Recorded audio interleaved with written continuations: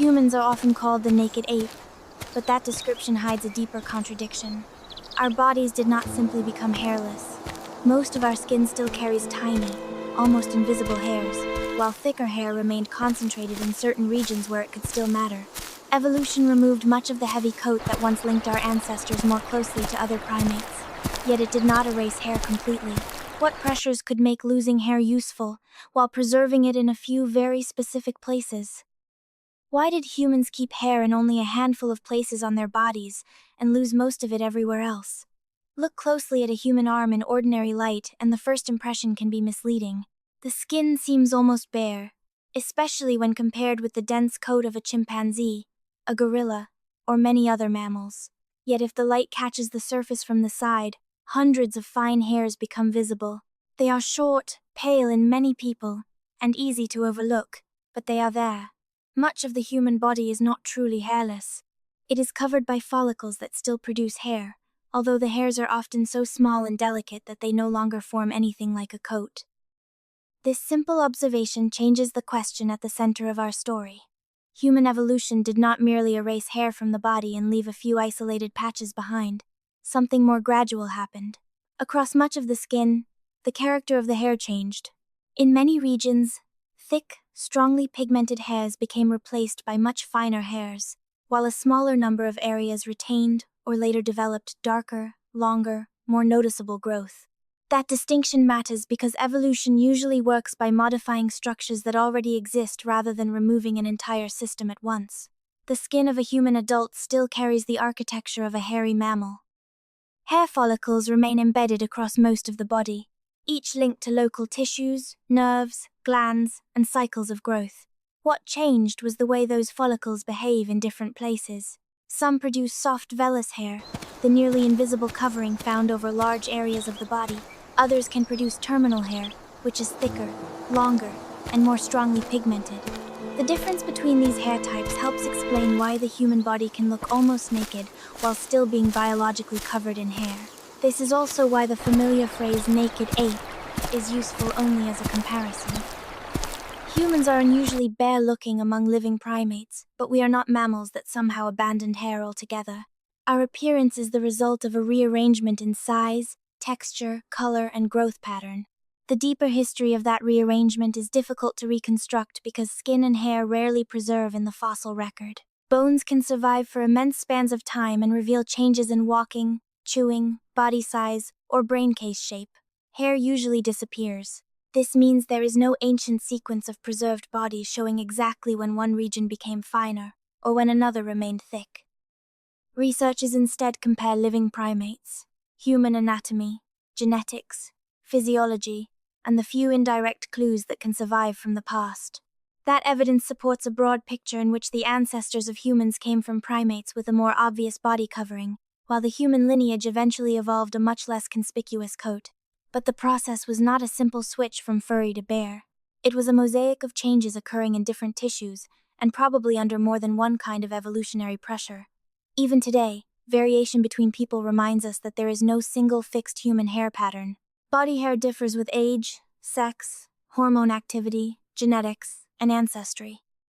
One person may have almost invisible hair across the chest or arms, while another may have darker and more abundant growth in the same places. The basic human pattern is shared, but its expression is flexible. That flexibility is important when we return to our distant beginnings, because evolution acts on populations across generations, not on a single ideal body. The ancestors from whom modern humans emerged would also have varied, and any long-term shift in hair could only happen as certain inherited patterns became more common over time. So the first clue is surprisingly quiet. The human body did not become empty of hair. It became covered mostly in hair that is easy not to see. The puzzle therefore begins not with absence, but with transformation. Why did so much of our ancestral coat become fine and inconspicuous, while a few regions continued to produce hair that remained impossible to ignore?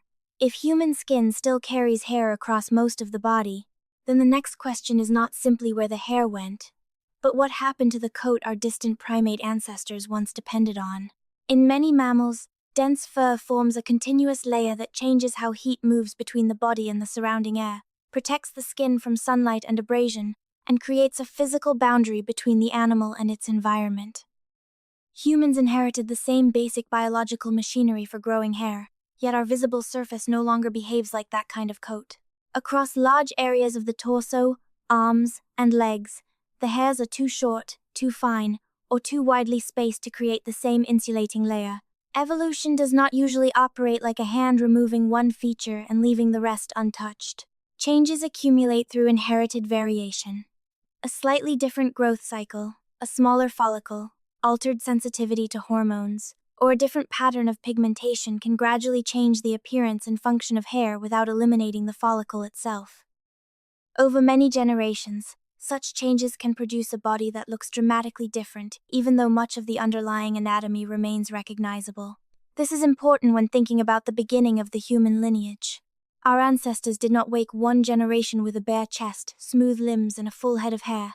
No evidence supports such a sudden transition, and the fossil record cannot show the process in that kind of detail. Instead, the most cautious picture is one of gradual change, in which different regions of skin came under different pressures. Some hair became less conspicuous, some remained thick.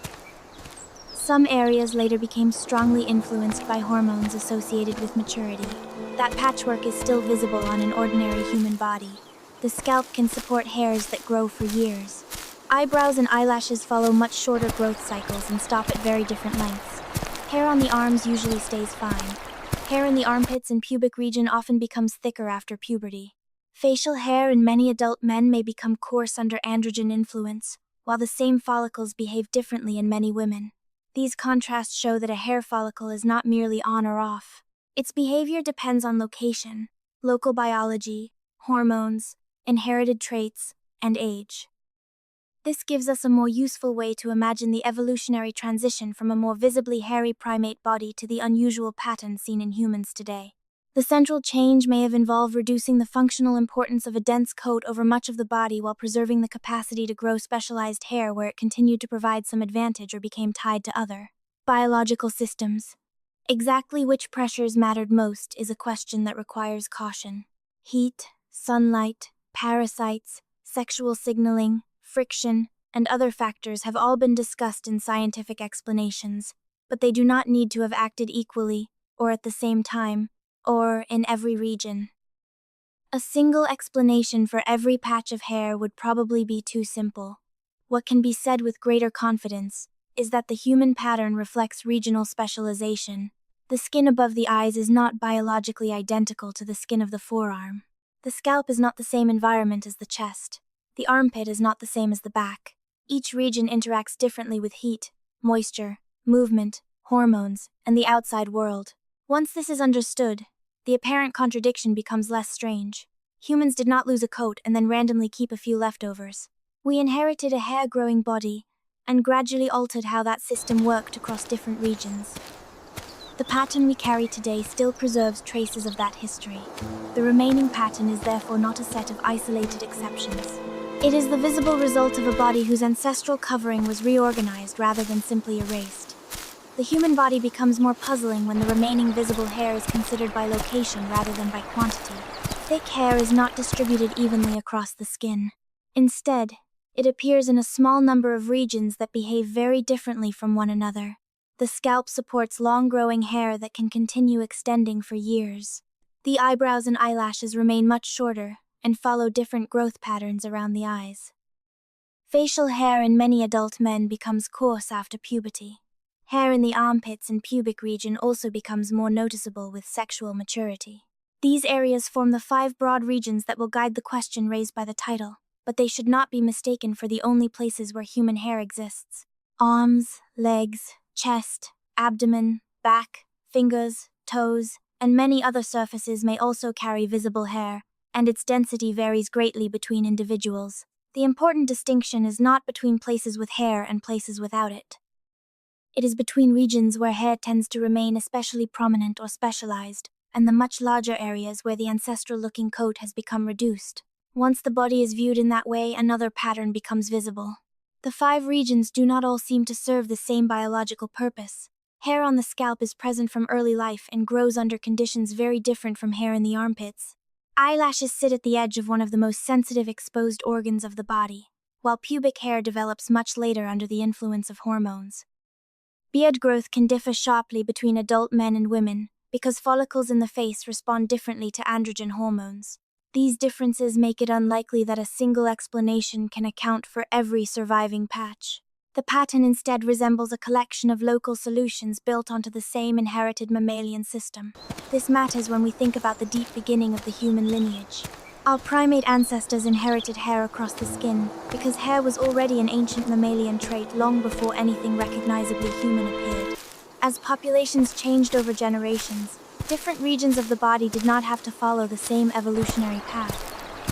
A change that reduced dense hair on the torso could occur, while hair on the head remained useful. Hair around the eyes could continue to serve local protective roles even as the rest of the face became more exposed. Later changes in hormone sensitivity could make other follicles become thicker at puberty. None of these possibilities requires evolution to plan a finished pattern in advance. Natural selection works through inherited differences that affect survival and reproduction within particular environments, and a structure that remains useful in one location may become less useful somewhere else. This helps explain why the human body can carry apparently contradictory features at the same time. We are mostly bare-looking, yet capable of producing extremely long scalp hair. We have fine body hair across much of the skin, yet some follicles can suddenly produce thick terminal hairs after puberty.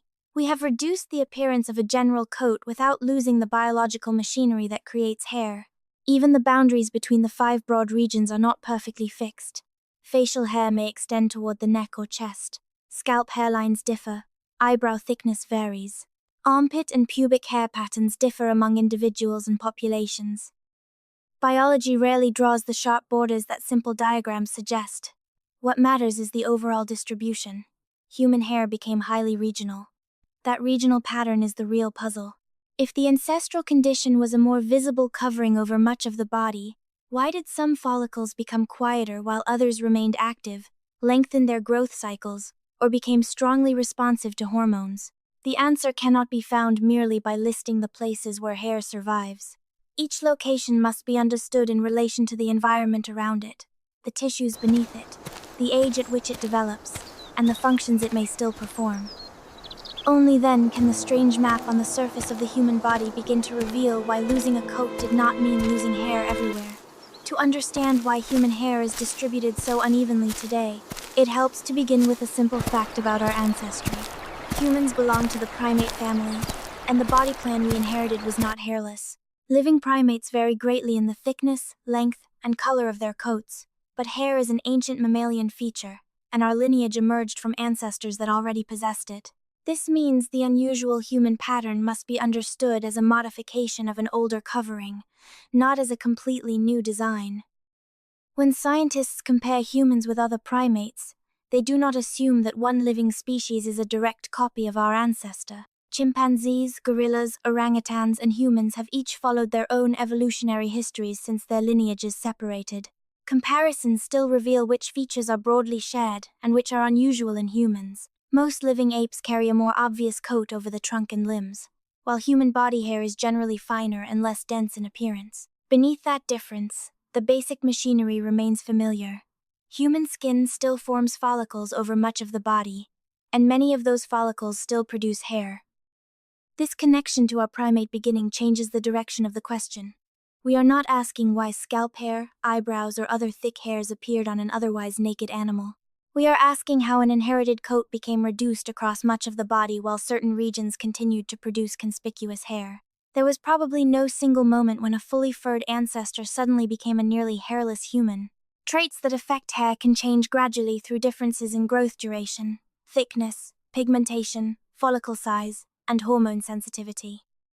Over many generations, inherited changes in these features could alter the visible surface of the body without removing the follicle system itself. The deeper past is difficult to reconstruct because hair rarely survives in the same way that teeth or bones do.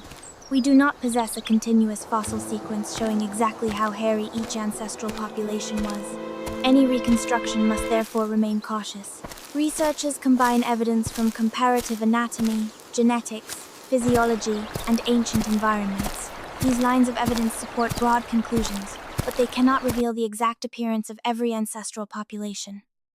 Still, the starting point is reasonably secure.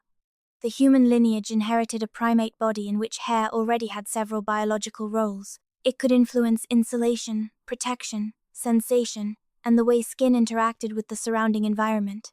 Once that body began changing in other ways, the value of a dense coat could also change.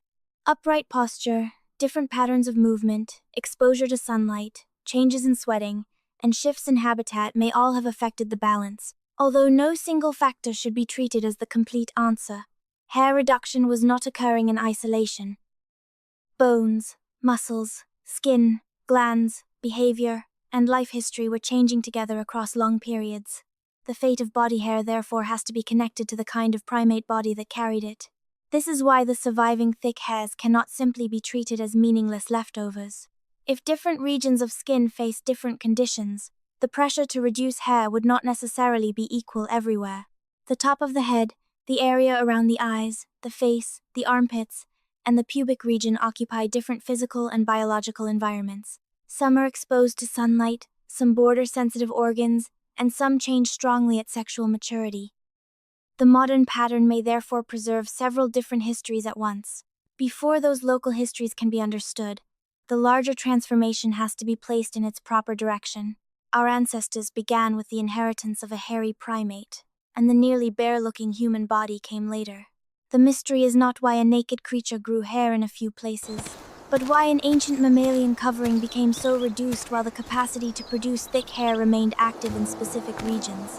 When our ancestors began spending more of their time moving on two legs, the relationship between the body and the surrounding environment also changed. Standing upright does not by itself explain why humans became relatively bare, and scientists do not have a single fossil moment that links one change directly to the other. Yet posture matters because a vertical body meets sunlight, air, and heat differently from a body held close to the ground. In an upright animal, the top of the head can receive intense direct sunlight, while much of the torso may present a smaller surface to the midday sun than it would in a more horizontal posture.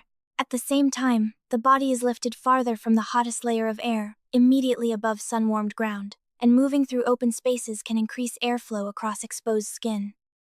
None of these effects automatically demands the loss of a dense coat, but together they change the physical conditions under which that coat operates.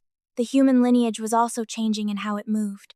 Walking efficiently over longer distances became increasingly important, and later forms of human locomotion included a strong capacity for sustained activity. Muscles produce heat whenever they work, so an animal moving for long periods in a warm environment has to prevent internal temperature from rising too far.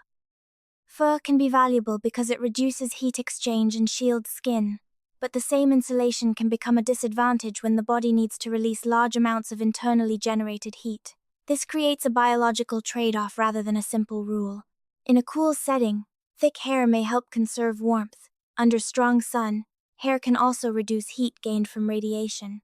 During prolonged activity, however, the body must somehow allow excess heat to leave. The beginning of the human story therefore placed several demands on the same surface of skin. It had to cope with sunlight, changing air temperatures, physical movement, water loss, and the heat produced by working muscles. As our ancestors became more dependent on upright movement, those demands may have shifted in ways that made a heavy coat less useful over some regions of the body. The important point is not that walking on two legs suddenly caused hair to disappear. Bipedalism had already emerged before the fully modern human body existed, and body hair reduction cannot be dated precisely from bones alone. Hair and skin rarely fossilize, so researchers have to infer the sequence from anatomy, genetics, physiology, and comparisons with other primates. That uncertainty is one reason careful explanations speak of interacting pressures rather than a single decisive event. Changes in posture may have altered exposure to the sun. Changes in movement may have increased the importance of cooling during sustained activity. Changes in habitat may have affected how often individuals experienced open, warm conditions. Changes in sweat production may have altered what kind of body covering worked best. These factors could reinforce one another across many generations without acting everywhere on the skin in exactly the same way. This brings the question back to the uneven map of human hair. If reducing a dense coat helped the torso, arms, or legs release heat more effectively under certain conditions, that would not necessarily mean that hair had to disappear from the top of the head or around the eyes. Different regions could face different costs. The scalp, positioned directly above the brain and often exposed to overhead sunlight, presents a very different thermal problem from the abdomen or thighs. The face must protect delicate eyes while remaining highly exposed. Other regions become biologically distinct only after puberty. The modern pattern therefore begins to look less like an incomplete loss of fur and more like a series of compromises layered onto an upright primate body. Walking on two legs did not write the final answer by itself, but it changed the physical stage on which later changes in skin, sweating, and hair could become important. Somewhere within that long interaction between posture, movement, heat, and inherited anatomy, the old primate coat began to lose the same value it once had everywhere. While certain regions continued to follow different rules, the deepest difficulty in reconstructing the history of human hair is that the evidence we most want is also the evidence least likely to survive. Bones and teeth can remain in the ground for extraordinary spans of time, carrying information about body size, diet, movement, injury, and ancestry. Hair and skin are far more fragile. They usually decay long before fossilization can preserve them, which means the visible surface of our ancestors is mostly missing from the record. We can examine a skull and estimate the shape of the face, but we usually cannot see the exact density of hair that once covered the cheeks, shoulders, back, or legs. This gap matters because the transformation we are trying to understand happened largely in soft tissue.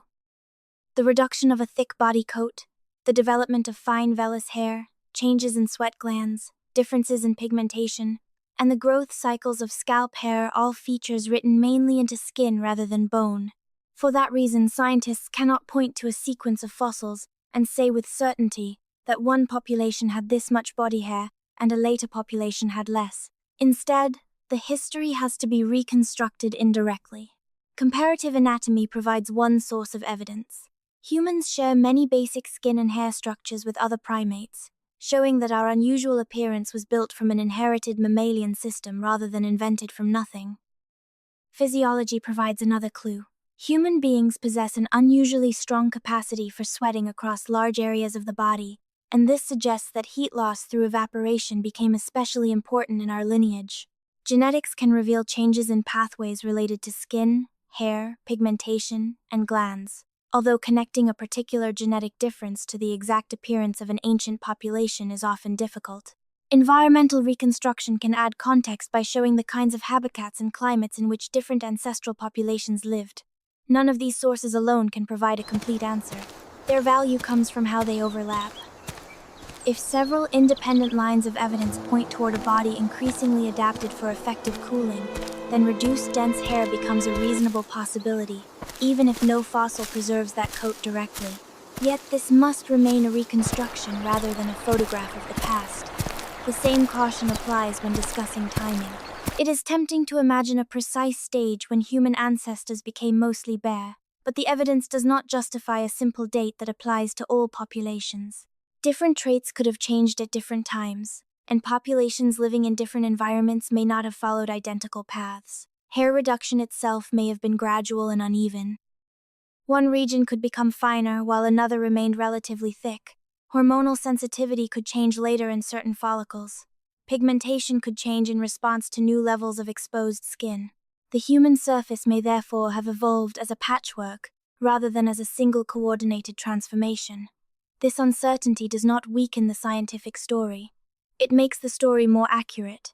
Evolution rarely leaves behind a complete record, especially when the structures involved are soft, temporary, and easily destroyed. The task is to distinguish what is strongly supported from what remains plausible but uncertain.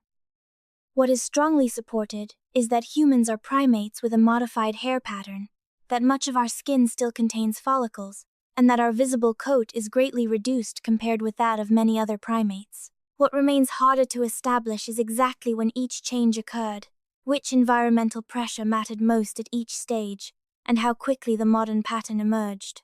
Returning to the origin of the human lineage, this missing evidence forces us to think carefully about every explanation that follows. We cannot watch the coat disappear in the fossil record. We can only infer why reducing it might have become advantageous by studying the body that survived, the environments our ancestors occupied, and the biological systems that still operate in us today. The absence of preserved hair therefore becomes part of the mystery itself, because the history of one of humanity's most visible features is hidden in tissues that almost never endure. A moving primate produces heat from inside its own body, and that simple fact may be one of the most important clues in the long history of human hair. Muscles generate heat whenever they contract, so walking, climbing, carrying, and traveling for extended periods all increase the need to release excess warmth. For an animal covered in a dense coat, that heat can become harder to lose, because fur slows the movement of heat between the skin and the surrounding air. Fur is not useless in warm conditions. It can protect the skin from direct sunlight and reduce heat gain from radiation, which means the relationship between hair and temperature is never as simple as saying that less hair is always cooler. The difficulty appears when internal heat production becomes high and sustained. A body that moves for long periods must find a way to prevent heat from building faster than it can escape. Humans are unusual among primates because sweating across much of the body plays a major role in cooling us during activity. When sweat reaches the skin and evaporates, it carries heat away. For this process to work efficiently, air must reach the wet surface, and a thick layer of fur can interfere with that exchange. This is one reason scientists have long considered thermoregulation an important part of the explanation for reduced body hair in the human lineage. It is not the only hypothesis, and the exact sequence cannot be observed directly in fossils, but the connection between exposed skin, sweating, and sustained movement is biologically plausible and supported by the way the modern human body functions. Our distant ancestors did not begin as endurance specialists in the form seen today. Upright walking, changes in body proportions, patterns of movement, and the use of open environments developed over long periods and did not all appear at once. As these traits changed, the balance between protection from external heat and the need to release internal heat may also have changed. A dense coat that was useful for one kind of primate life could become less advantageous if individuals increasingly traveled in warm conditions and depended more heavily on evaporative cooling. Natural selection would not need to remove every hair. Even a gradual reduction in the thickness or length of body hair could allow sweat to spread and evaporate more effectively while leaving the follicle system intact. This helps explain why modern humans still carry fine hair over much of the body. The old system was modified rather than erased. The connection to our human beginnings becomes especially clear when we compare the body with the environment it had to negotiate. A primate moving through shaded forest experiences heat differently from one spending more time in open or mixed landscapes. Sunlight, wind, humidity, access to water, and the duration of activity all influence whether a dense coat is protective or costly. Human ancestors likely lived in varied habitats, so no single landscape should be treated as the universal setting in which body hair disappeared. What matters is that increased dependence on sustained movement and sweating could make a lighter coat advantageous under some recurring conditions. Over generations, even modest advantages in heat management could influence which inherited traits became more common. Yet this still leaves an important contradiction. If reducing dense body hair helped cooling, why did humans retain abundant hair on the scalp? Why did eyebrows and eyelashes remain obvious? Why did armpit, pubic, and facial hair become more pronounced rather than disappearing entirely? These questions show why thermoregulation cannot explain every region by itself. The selective pressure acting on the torso or limbs may have been different from the pressure acting on the top of the head or around the eyes. Evolution does not require every square centimeter of skin to follow the same rule. A trait may become reduced in one location because its cost increases there while remaining useful somewhere else. The great thinning of human body hair therefore begins to make sense only as a regional compromise. A moving body needed to lose heat. Exposed skin made sweating more effective, and a dense coat may have become less valuable across large areas. But the survival of conspicuous hair in specific places suggests that those regions continued to solve different problems. The human body was not simply becoming naked. It was becoming thermally different, with skin and hair gradually taking on a new relationship to movement, heat, and the environment. Sweating changed the relationship between hair and heat in a way that helps explain why the human body became so unusual among primates. Most mammals can sweat to some degree, but humans depend heavily on millions of eccrine sweat glands distributed across much of the skin. These glands release a watery fluid directly onto the surface, where evaporation can remove heat from the body.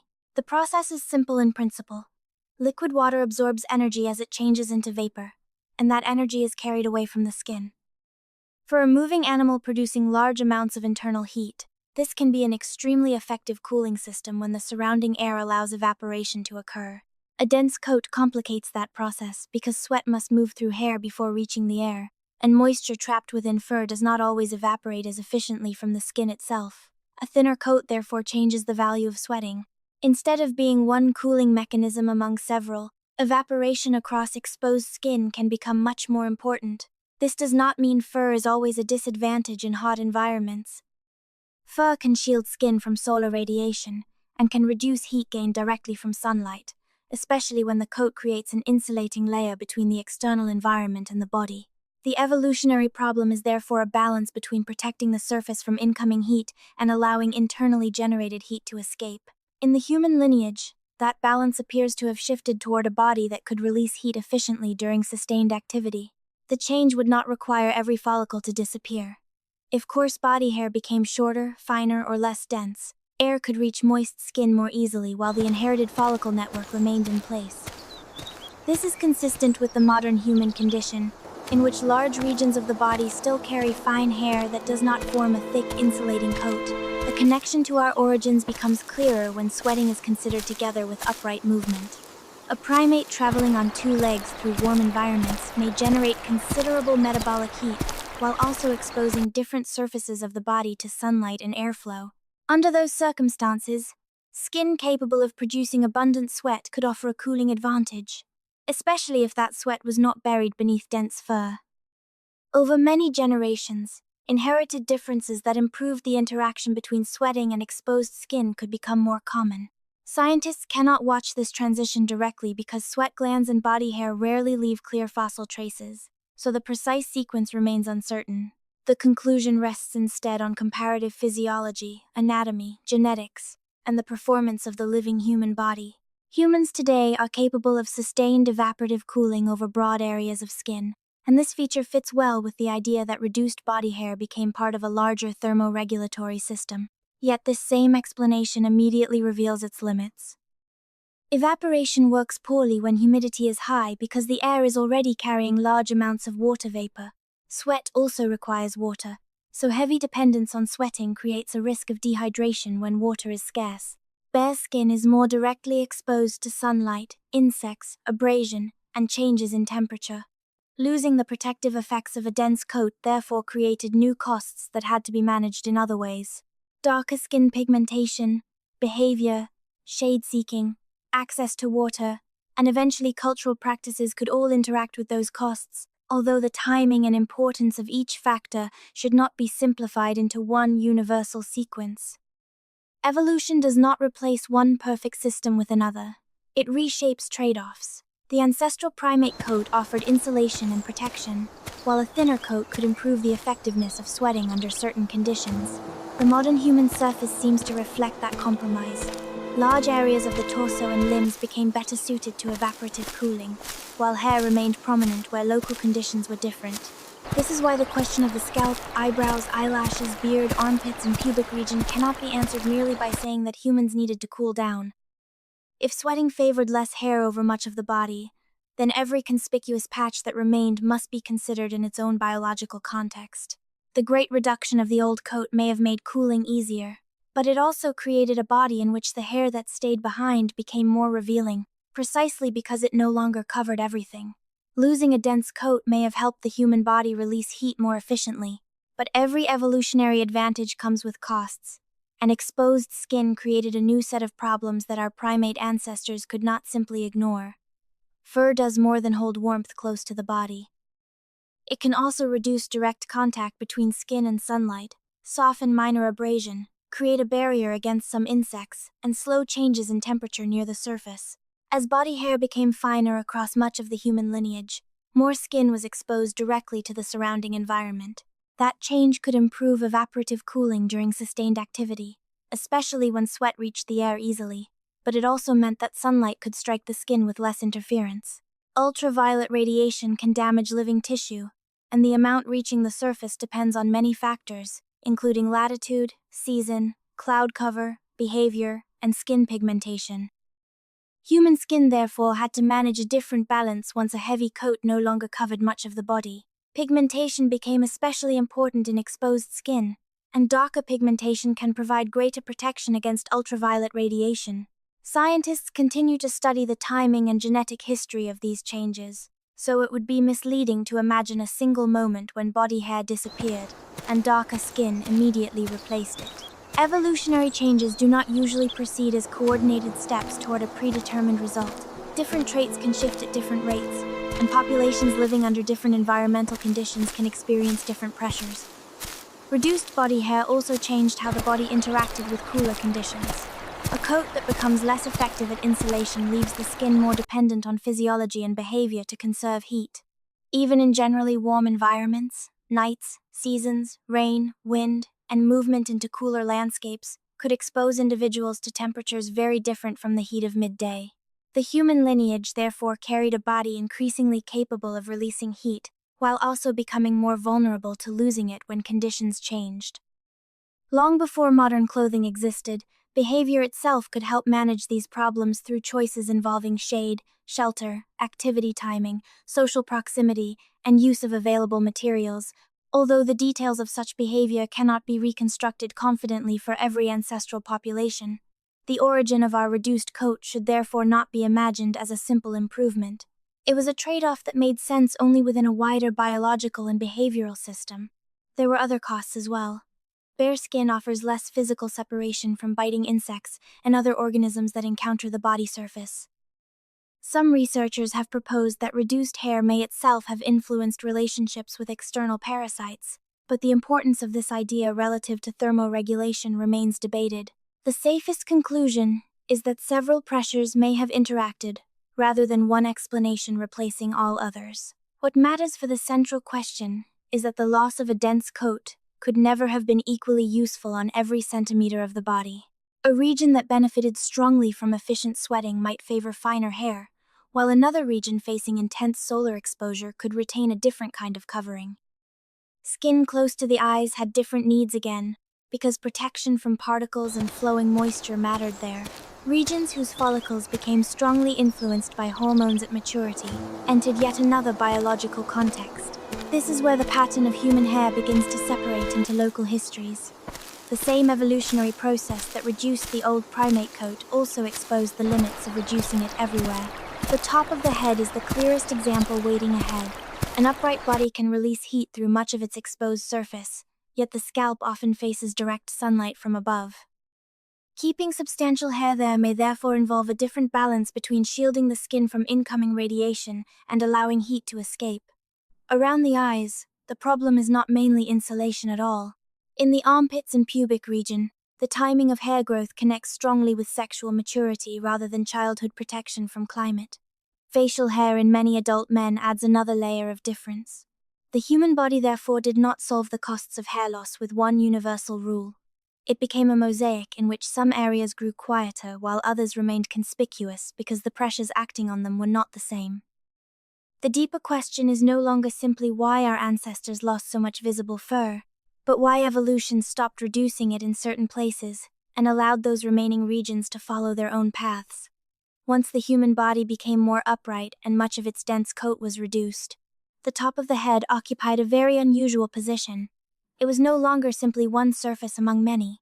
In a standing body, the scalp often faces upward, and during daylight it can receive direct solar radiation for long periods, especially when shade is limited. This does not mean our ancestors lived constantly under an open tropical sun, nor does it mean scalp hair evolved for one single reason.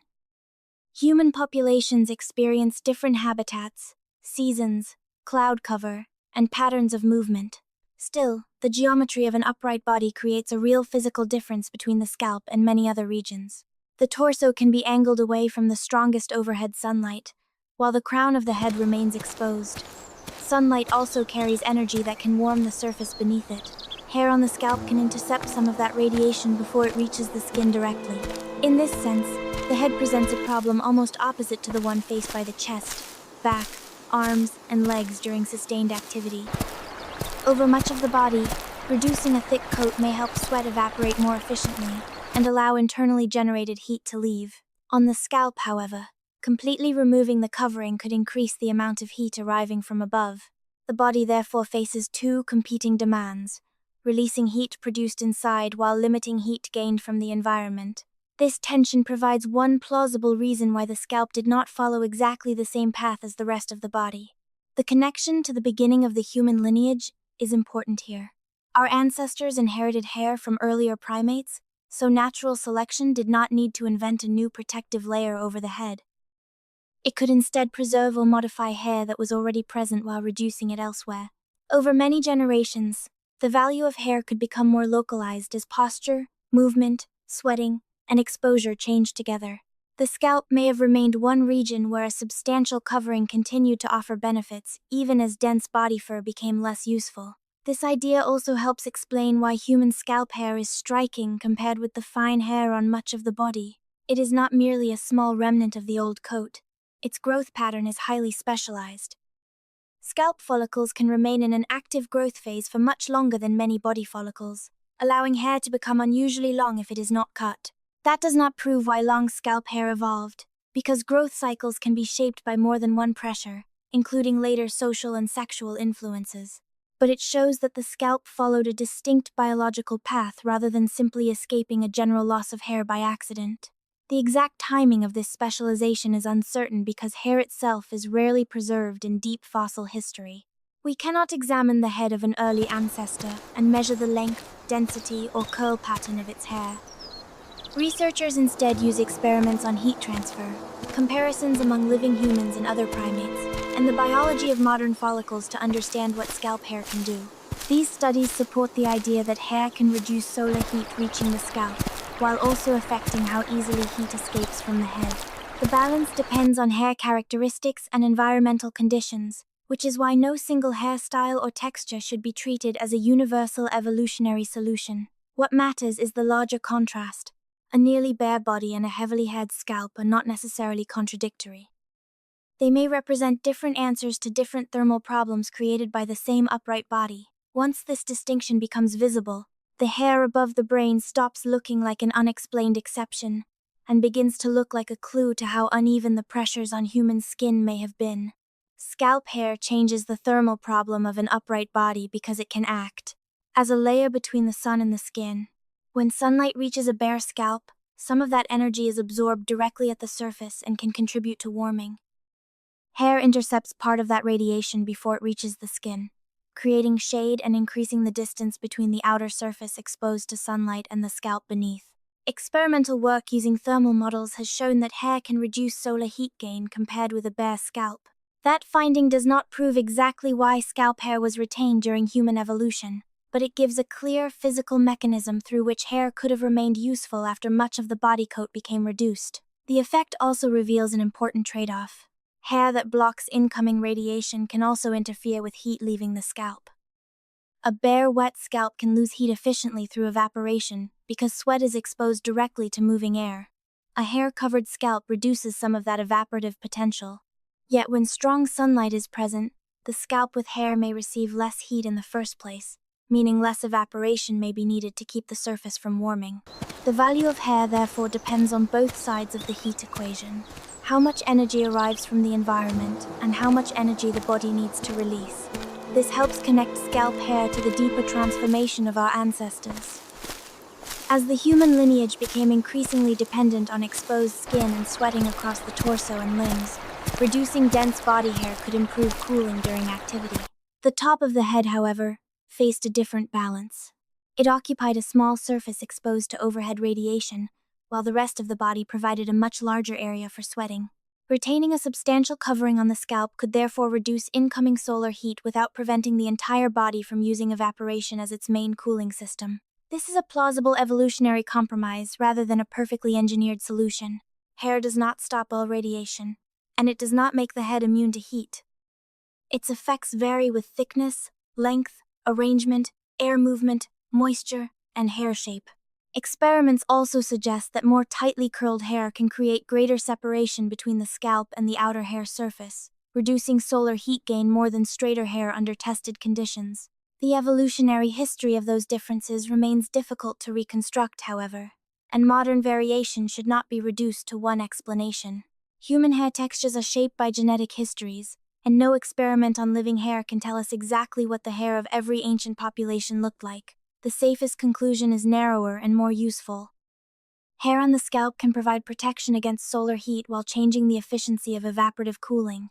That makes the scalp fundamentally different from large regions of the trunk and limbs, where a heavy coat could obstruct sweating over a much broader surface.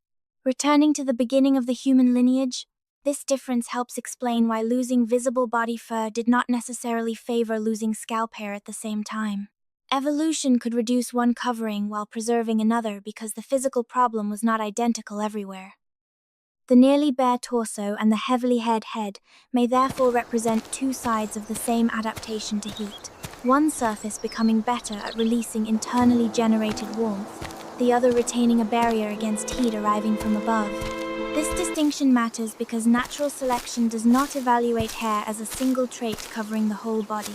If the scalp repeatedly faced intense radiation while the torso benefited from rapid evaporation, inherited differences that maintained more substantial hair on the head could remain useful while body hair became finer elsewhere.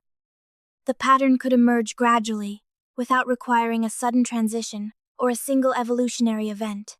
Human scalp hair is unusual, not only because it remains dense while much of the body became visually bare, but also because individual hairs on the scalp can continue growing for far longer than hairs on most other regions. A hair follicle does not produce a strand continuously for an entire lifetime. It passes through a repeating cycle that includes active growth, transition, rest, and eventual shedding. What makes scalp hair distinctive is that its active growth period can be relatively long, allowing individual hairs to reach lengths that would be impossible on an eyebrow, an eyelash, or most of the arm. The difference is controlled by the biology of the follicle itself rather than by the hair simply growing faster without limit. Eyebrow hairs stop after a much shorter growth interval, while scalp follicles can remain active long enough for substantial length to accumulate. This specialization shows that the scalp did more than merely retain the same kind of fur once found across an ancestral primate body. Its follicles followed a different developmental path. Exactly when that pattern emerged cannot be read directly from the fossil record. Hair usually disappears with soft tissue, and ancient skulls tell us little about whether the individuals who carried them had short scalp hair, long scalp hair, tightly curled hair, or some combination no longer represented today. Because of that missing evidence, scientists have to separate what modern biology demonstrates from what evolutionary reconstruction can only suggest. Modern scalp hair clearly differs from most body hair in its growth cycle, structure, density, and tremendous variation between individuals and populations. What remains less certain is which pressures first produced each of those differences. Thermal protection is one plausible influence because a persistent covering over the scalp can reduce solar heat reaching the skin. Yet long growth by itself may not be required simply to shade the head. Once hair remained prominent, other forms of selection could also act on its appearance. Hair is highly visible, can differ in texture and shape, and can become part of social recognition and sexual signaling. These possibilities do not require us to claim that our distant ancestors consciously preferred a particular hairstyle or that one social behavior created modern scalp hair. They only remind us that a biological feature can begin under one set of pressures and later become influenced by others. Evolution often modifies structures that already exist rather than assigning each feature a single permanent purpose. The connection to human origins is especially important here. As the ancestral body coat became finer, hair on the head would have become increasingly conspicuous in comparison with the surrounding skin. A feature that once blended into a larger coat could become visually distinct, simply because neighboring hair was being reduced. If scalp hair also retained a longer growth cycle, the contrast would become even stronger over generations. The result is the extraordinary human pattern we recognize today. A body whose general coat is subdued, paired with a region where hair can become thick, highly visible, and unusually long. Even this pattern is not universal in its precise appearance. Hair diameter, curl, density, pigmentation, growth rate, and maximum attainable length differ among people. These differences are normal products of human biological variation and population history, rather than evidence that one hair form represents a more advanced stage than another. The important evolutionary clue lies in the shared capacity for scalp hair to remain more substantial than the fine covering on much of the body. Once that distinction emerged, the scalp could respond to its own combination of environmental and biological pressures. This is why the hair above the head should not be imagined as a forgotten fragment accidentally spared while the rest of the coat vanished. Its follicles possess their own growth program, their own relationship with heat and sunlight, and their own history of variation. The deeper lesson is that the human body did not simply decide between hair and no hair. Different regions were free to evolve different versions of the same inherited structure. On the scalp, that ancient mammalian structure became one of the most specialized and visible forms of hair our species carries. Eyebrows occupy a narrow strip of skin, yet their position gives them a surprisingly practical role. They sit directly above the eyes, where sweat, rainwater, and moisture from the forehead can begin moving downward under gravity. The hairs are arranged in a curved band rather than scattered randomly, and this shape can help divert some liquid toward the sides of the face, instead of allowing it to flow straight into the eyes. That does not mean eyebrows form a perfect waterproof barrier, nor does it prove that controlling sweat was the single reason they were retained during human evolution. Their value is better understood as one local advantage in a region where even a small amount of protection can matter. The eyes are highly sensitive organs. A drop of salty sweat reaching the surface can cause irritation, blinking, and temporary disruption of vision. During movement in warm conditions, especially when the forehead is producing sweat, any structure that reduces how often moisture enters the eyes could offer a modest benefit. Eyebrows also help intercept small droplets and particles before they reach the eyelids, although their protective ability is limited compared with eyelashes. Their location makes them especially interesting when connected to the earlier reduction of body hair. Across much of the forehead and face, humans carry only fine hair, leaving the skin exposed enough for sweat to evaporate. Directly above the eyes, however, a dense line of darker hair remains. The contrast suggests once again that losing a general coat did not require every follicle to become equally reduced. The skin surrounding an important sensory organ faced a different problem from the skin of the shoulder or abdomen. Returning to the beginning of the human lineage, this regional difference would have emerged from an inherited primate body that already possessed facial hair. Natural selection did not need to invent eyebrow follicles from nothing. Changes in hair growth across the face could reduce hair in many areas while leaving a narrow band more prominent where it continued to provide useful effects. Scientists cannot reconstruct the exact eyebrow shape of distant ancestors from ordinary fossils, so claims about when modern eyebrows appeared must remain cautious. What can be observed today is that the eyebrow combines a physical position with a growth pattern that is distinct from scalp hair. Individual eyebrow hairs remain relatively short, because their growth cycle is brief compared with that of scalp follicles. Their direction also tends to follow the arch above the eye rather than growing straight downward. This creates a structure that is small, stable, and well placed to influence the movement of moisture across the forehead. Yet eyebrows are not only physical barriers. In modern humans, they also move with the muscles of the forehead and contribute strongly to facial expression. Raising, lowering, or drawing the eyebrows together can change how another person reads attention, uncertainty, concern, recognition, or emotional state. This social role is obvious in living humans, but it should not be projected backward as a simple explanation for why eyebrows first remained. A feature can carry several functions at once, and its importance can change over evolutionary time.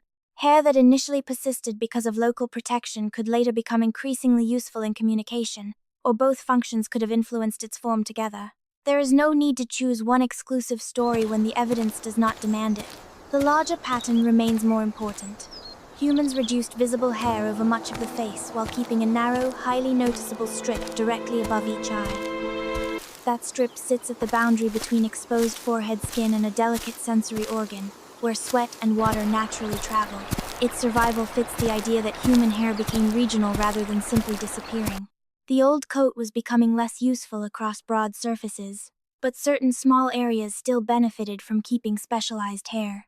Eyebrows therefore offer a quiet example of how evolution can reduce a structure almost everywhere, while preserving it where local conditions remain different. Eyelashes form another small boundary where the human body kept conspicuous.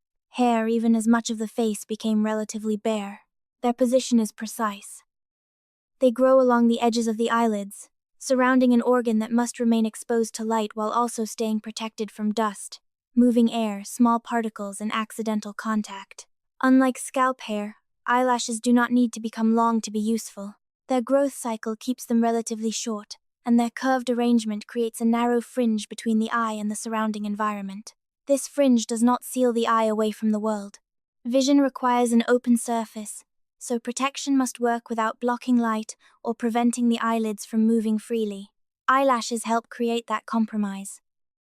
When a small object approaches the eye or touches the lashes, sensory pathways can contribute to a rapid blink response, bringing the eyelids together before the object reaches the delicate surface beneath. The hairs themselves can also intercept some airborne particles and reduce direct contact with the eye.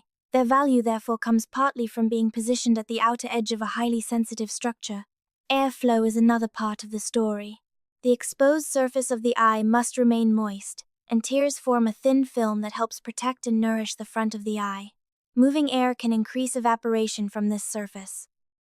Research using physical models has suggested that eyelashes of an intermediate length can alter airflow near the eye in ways that may reduce evaporation and the deposition of airborne particles.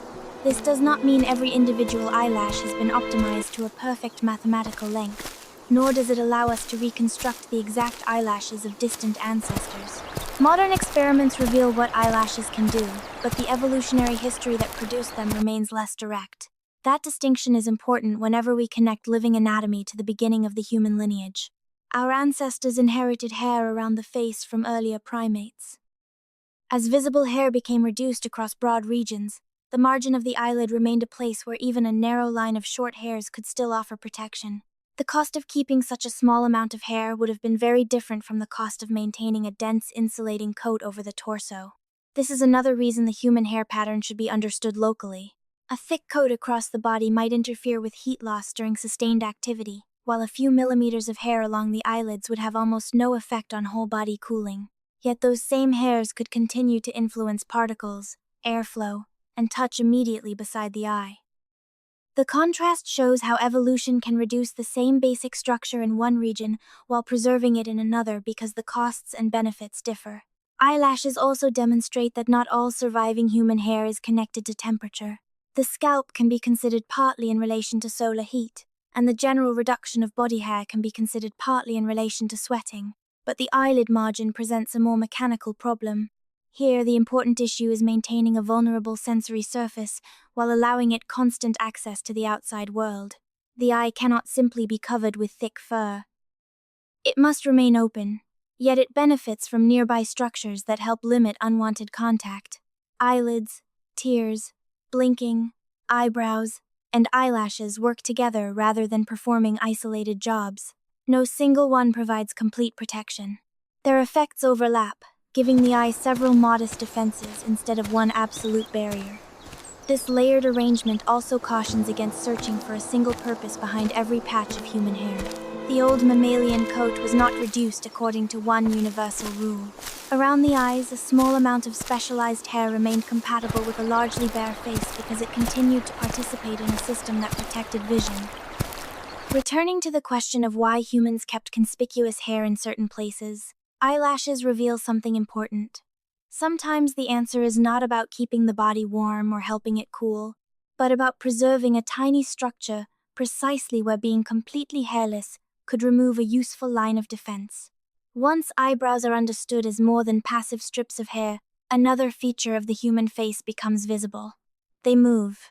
Small changes in the muscles around the forehead can lift them, lower them, draw them together, or separate them, and those movements alter how another person reads the face. A raised brow can accompany surprise or attention. A lowered brow can accompany concentration or concern. The meaning is never carried by the eyebrow alone, because expression depends on the eyes, mouth, head position, voice, and social context. But the brows contribute strongly to the signal. This matters in a species whose face became increasingly exposed as dense facial hair was reduced. When the cheeks, forehead, and areas around the eyes are not hidden beneath a heavy coat, movements become easier to see. The eyebrows remain as dark boundaries above the eyes, making those changes distinct. That contrast may have increased their value in communication after facial hair had begun to diminish. It is important not to turn this possibility into a simple origin story. Scientists cannot look at a fossil skull, and determine exactly how expressive the eyebrows of its owner were, nor can they know which social signals mattered most in distant populations. Soft tissues, hair patterns, and facial movement rarely survive. What can be observed is that modern humans use eyebrow movement extensively in communication, and that eyebrows also serve protective functions around the eyes. These roles can exist together. Evolution does not require a structure to have only one purpose, and a trait that remains useful for one reason can later become involved in another. Returning to the beginning of the human lineage, this matters because reducing facial hair changed the visual surface on which social signals could appear. Earlier primates already used faces, eyes, posture, and vocalizations in social interaction, so human communication did not emerge from nothing. What changed in our lineage was a combination of anatomy, behavior, cognition, and visible facial skin. If the surrounding coat became finer, movements of the forehead, eyelids, and eyes could become easier for companions to detect. The eyebrows may therefore have occupied a useful position between protection and signaling. Their hairs can influence the path of sweat and moisture, while their shape and contrast emphasize movements that others can perceive. A narrow band of hair can contribute to both without carrying the thermal cost of a dense coat over the whole face. This is another example of why the remaining human hair pattern cannot be explained by one universal rule. Hair on the scalp interacts strongly with sunlight and heat. Eyelashes form a physical boundary around the eye. Eyebrows sit between those roles, partly protecting a sensitive organ and partly participating in the visible language of the face. The broader evolutionary lesson is that once a structure remains, its role can change as the rest of the body changes around it. A brow that once existed within a hairier face becomes more conspicuous when neighboring hair becomes finer. A movement that was partly hidden becomes easier to notice. Over generations, any social advantage associated with clear facial signals could act on a feature already present for other reasons. Researchers have proposed that the mobile human brow region became important in social communication, but the exact evolutionary sequence remains uncertain. The safest conclusion is not that eyebrows survived because humans needed to express emotion, but that their continued presence became compatible with, and potentially useful for, richer facial communication. Around the eyes, hair remained where it could still participate in protection, sensation, and social visibility. The reduction of the old primate coat may therefore have changed not only how the face interacted with sweat, but also how clearly one human could read another. In that sense, the eyebrows reveal a quiet transformation. A small remnant of mammalian hair could remain physically useful, while also becoming part of the social surface of a species dependent on seeing and interpreting faces. Childhood reveals something important about the human hair pattern, because not all of the conspicuous hair seen in adults is present from the beginning of life. A child already has scalp hair, eyebrows, and eyelashes, but the beard, armpit hair, and pubic hair that may become obvious later are either absent or still extremely fine. This difference tells us that the 5 broad regions of visible human hair do not all belong to the same biological category. Some are established early and remain relatively stable through childhood, while others become transformed when the body approaches sexual maturity. That transformation is controlled largely by hormones acting on follicles that were already present in the skin.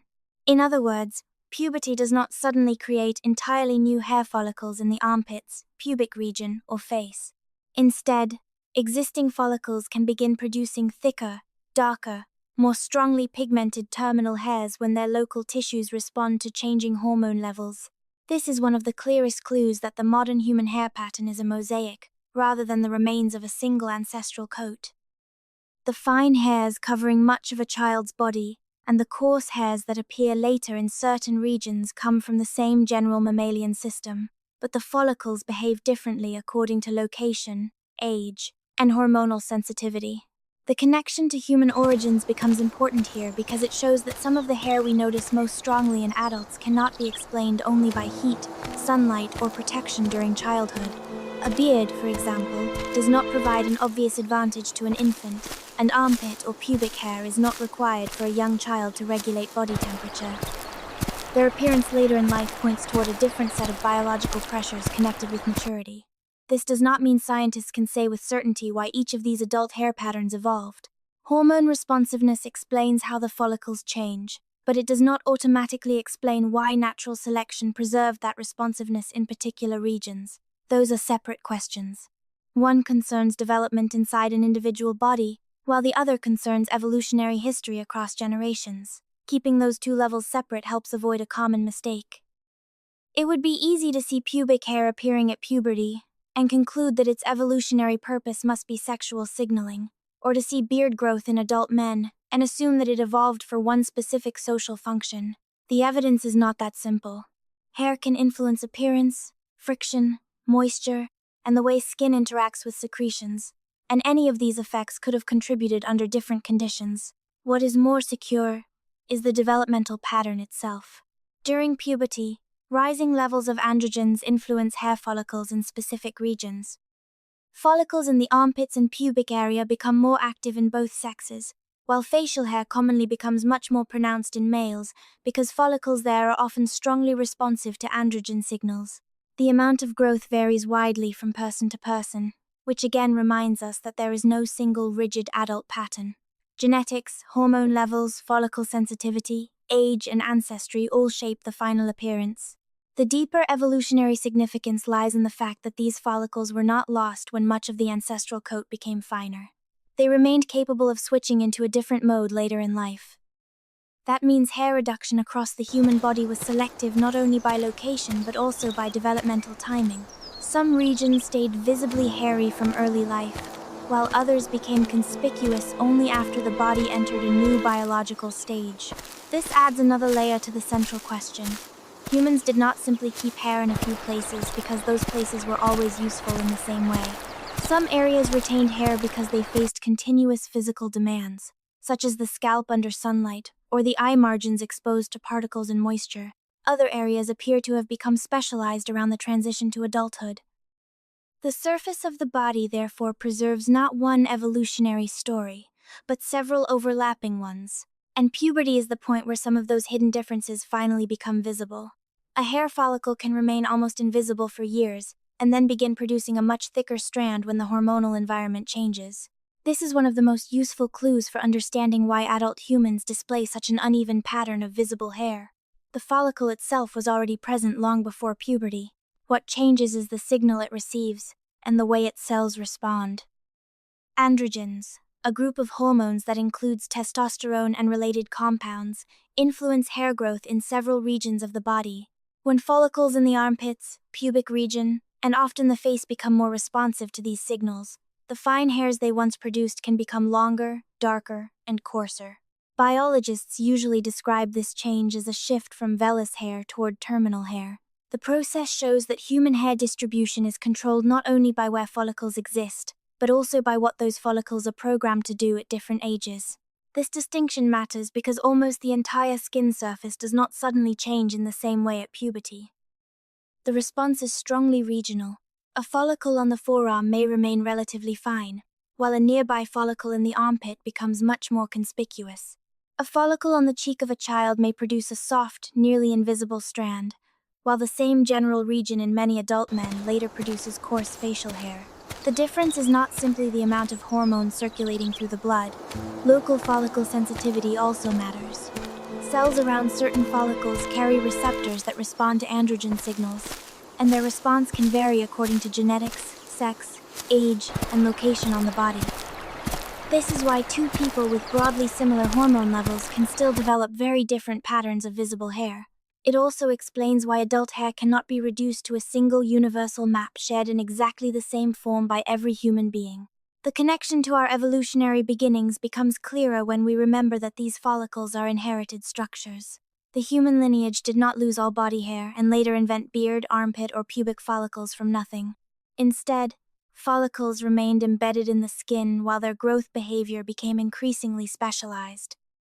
In some regions, hormone sensitivity became an important switch that changed the appearance of hair only after the body reached reproductive maturity. This developmental timing is biologically secure, but its evolutionary origin is harder to reconstruct. Scientists can describe how androgen signaling transforms hair growth in living humans, yet that does not prove why natural selection maintained strong responsiveness in one region and weaker responsiveness in another. A mechanism explains how something happens inside the body. An evolutionary explanation must account for why inherited versions of that mechanism persisted across generations. The two questions are related, but they are not identical. This is especially important when considering facial hair. Androgens strongly influence beard growth in many adult men, but beard density varies enormously, and many men grow relatively little facial hair. Women can also develop coarse facial hair to varying degrees, especially when hormone balance or follicle sensitivity changes. The same caution applies to armpit and pubic hair. Their appearance around puberty connects them clearly with hormonal maturation, but that timing alone does not prove a single original function. Hair in these regions may influence friction, moisture, scent retention, visual signals of maturity, or several effects at once. The deeper story is therefore one of inherited flexibility. Human skin still carries a widespread network of follicles, but evolution changed the rules governing those follicles in different places. Some remain active in a relatively steady way from childhood. Others stay quiet until a hormonal transition alters their output. The result is a body whose visible hair pattern changes across a lifetime without adding a new set of follicles. Puberty reveals what was already hidden in the skin. Different regions possess different biological instructions. That hidden regional programming is a key reason why human hair could become sparse over much of the body, while still returning in a thicker form in a few places once adulthood began. The remaining hair on the human body does not represent one single kind of biological structure, preserved for one single reason. By adulthood, the contrast between scalp hair, eyebrows, eyelashes, facial hair, armpit hair, and pubic hair makes that clear. They differ in thickness, length, growth cycle, hormonal sensitivity, timing of development, and the physical environment in which they grow. Scalp hair can remain in active growth for a long time and become unusually long. Eyebrows and eyelashes remain short even when they are never cut. Facial hair in many men becomes coarse only after puberty. Armpit and pubic hair also become more prominent as hormonal conditions change. These differences show that human evolution did not simply preserve a few fragments of an ancestral coat in unchanged form. The follicles themselves became specialized according to location. This helps correct an easy misunderstanding about the loss of body hair. If humans had merely reduced the density of an old primate coat everywhere except 5 surviving patches, we might expect those patches to behave similarly. They do not. Hair above the eyes participates in protecting sensitive structures. Scalp hair interacts with sunlight and heat. Beard growth is strongly influenced by androgens and differs markedly between sexes and individuals. Hair in the armpits and pubic region appears around sexual maturity and develops in areas with distinctive patterns of moisture, friction, glands, and skin contact. The same inherited material has therefore been shaped into different biological forms. Returning to the early human lineage, this makes sense if the reduction of visible body hair occurred gradually rather than through one universal switch. Natural selection acts on variation that already exists. A change affecting follicle size on the torso does not necessarily produce the same effect around the eyelids. A change that improves cooling across the limbs does not require the scalp to lose its covering. Hormonal sensitivity in one region can evolve without every follicle elsewhere becoming equally responsive. Over many generations, the body can become a mosaic in which related structures follow different paths. This kind of mosaic evolution is common in biology because body regions do not experience identical conditions. Even structures built from similar tissues can become specialized when their local costs and benefits differ. Human hair is a particularly visible example because the differences can be seen without instruments. A fine hair on the forearm and a thick scalp hair are both products of follicles, yet their behavior is dramatically different. What science cannot currently reconstruct with confidence is the exact sequence in which all of these specializations arose. Hair itself rarely survives from deep prehistory, and genes affecting hair can have multiple effects throughout the body. Researchers can study modern growth cycles, hormone responses, primate comparisons, and genetic variation, but these sources do not provide a complete record of what every ancestral population looked like. The safest conclusion is therefore not that each patch of hair has one proven evolutionary purpose, but that the surviving pattern reflects several different biological histories layered onto the same mammalian foundation. This also explains why the word retained can sometimes be misleading. Some visible adult hairs were not simply kept at the same thickness throughout life or evolution. Their follicles may remain relatively quiet during childhood and later produce terminal hair under hormonal influence. What persists is the capacity of those regions to respond differently. That capacity can matter just as much as the hair itself. Once this is recognized, the central puzzle becomes more precise. Humans did not merely lose fur everywhere except a few protected islands. The ancestral hair system was redistributed in function. Across much of the body, hairs became fine enough to leave the skin visually exposed. On the scalp, around the eyes, and in several hormone-sensitive regions, follicles continued to produce more conspicuous forms. Those forms need not share one explanation. Their differences are evidence that the human surface was shaped by several pressures acting across different places and different stages of life. Facial hair makes the human hair pattern even more complicated because it reveals a strong difference between many adult men and women. Before puberty, the faces of boys and girls are usually much more similar in the kind of hair they produce. Fine hairs cover much of the cheeks, chin, and upper lip, but they are often difficult to see. As puberty progresses, androgen hormones begin to influence follicles in these regions. In many males, follicles on the chin, jaw, cheeks, and upper lip respond by producing thicker, darker terminal hairs. The result can become a beard and mustache, although the amount, density, and distribution vary greatly from one individual to another. Many women also have hair follicles in exactly the same facial regions, but those follicles usually do not produce the same degree of coarse terminal growth. This difference is called sexual dimorphism, meaning that a biological trait tends to develop differently between the sexes. It is important, however, not to imagine two perfectly separate categories. Human biology contains wide variation. Some men grow dense beards, some grow sparse or uneven facial hair, and some produce very little. Women may also develop visible terminal hairs on the face, and changes in age, genetics, hormone activity, or follicle sensitivity can influence that growth. The existence of this variation tells us something important about what evolution preserved. The facial follicles were not simply left untouched when much of the ancestral body coat became finer. Instead, their behavior became strongly connected to the hormonal environment of adulthood. The mechanism is reasonably well understood. Androgens can alter the activity of susceptible follicles, increasing the size and pigmentation of the hair they produce.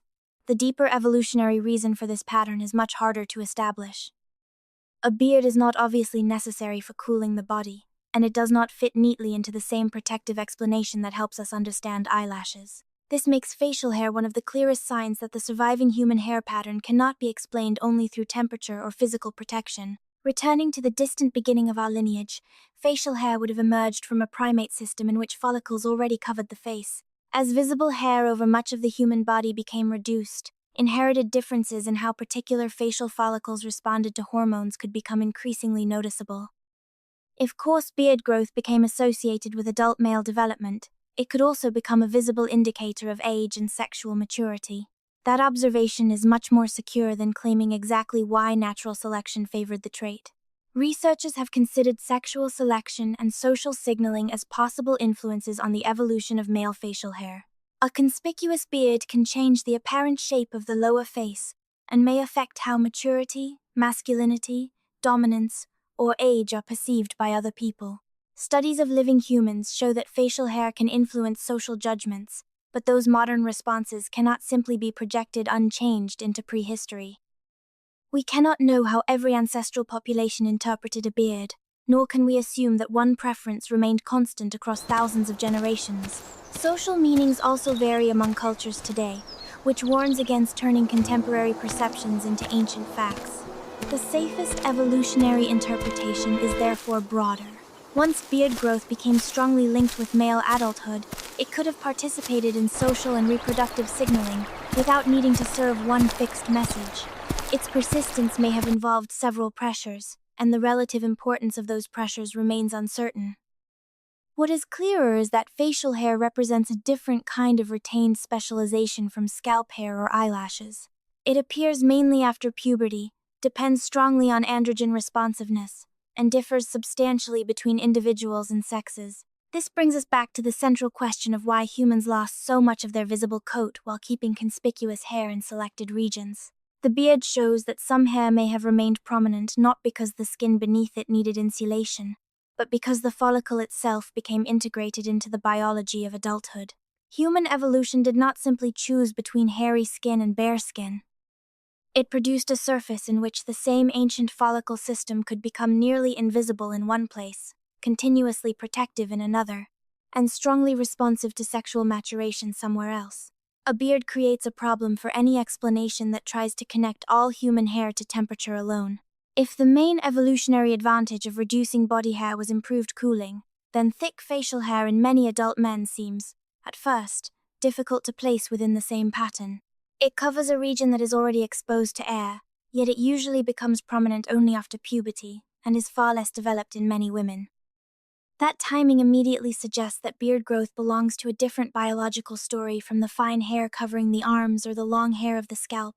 The follicles are strongly influenced by androgens, and their response becomes much more visible as the body reaches sexual maturity. This makes facial hair a secondary sexual characteristic, rather than simply a remnant of childhood protection against heat or sunlight.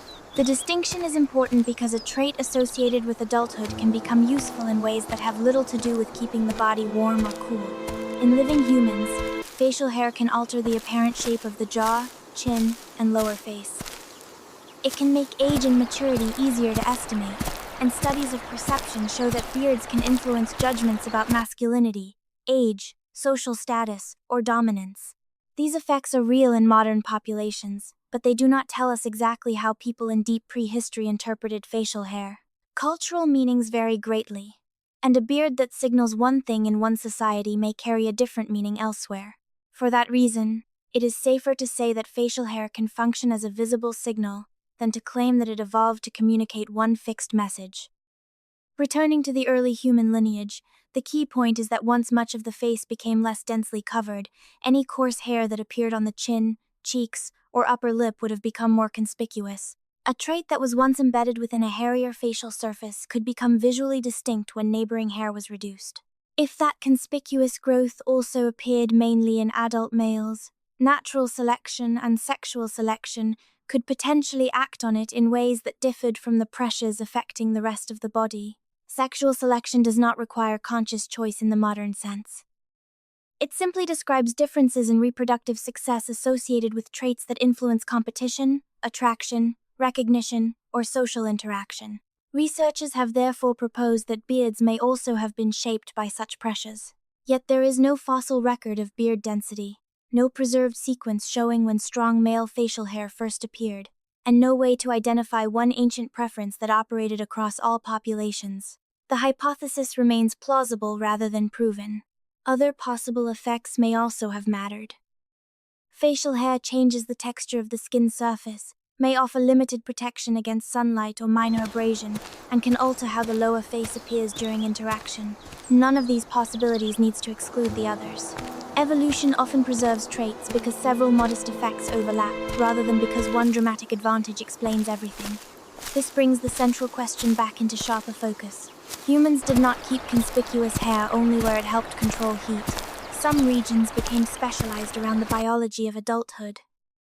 The beard is perhaps the clearest example because its growth is strongly linked to hormones, differs greatly between sexes and individuals, and becomes visible at a stage of life when social and reproductive relationships also change. That does not give us a final explanation, but it does show why temperature alone cannot account for the human hair map. The old primate coat was reduced across much of the body, while certain follicles remained capable of responding to a completely different set of pressures. Facial hair therefore reminds us that the remaining patches are not repetitions of one solution. They are traces of several evolutionary histories occupying the same skin. Once facial hair becomes visible mainly with adulthood, it becomes possible to ask a different question from the ones raised by scalp hair or eyelashes. A beard does not simply sit on the face as insulation, and it does not protect a delicate opening in the way eyelashes help protect the eye. Instead, it changes how an adult face looks to other people. This has led researchers to consider whether sexual selection and social signaling may have influenced the persistence and form of male facial hair. The idea is plausible because a beard is highly visible, develops under strong androgen influence, and often becomes more pronounced around the same period when the body reaches reproductive maturity. Yet none of these observations proves that the beard evolved for one particular social purpose. Modern studies can examine how people respond to facial hair today, but they cannot reproduce the social environment of ancestral populations or tell us what a beard meant thousands of generations ago.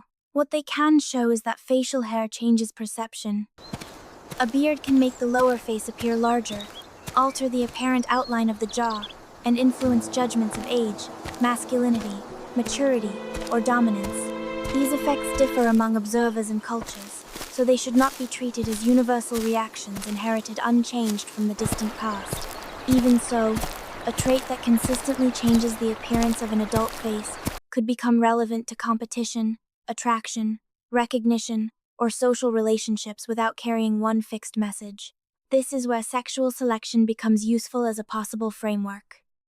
Natural selection broadly describes differences in survival and reproduction associated with inherited traits, while sexual selection focuses more specifically on traits that can influence access to mates or reproductive success through competition or choice. Some animal ornaments are strongly shaped by these processes, but human facial hair is more difficult to interpret because human social behavior is flexible, culturally influenced, and deeply dependent on context. A beard might have affected how other males evaluated an individual, how potential partners perceived maturity, or how group members distinguished adults from younger males. Several of these effects could operate together, and their importance could change through time.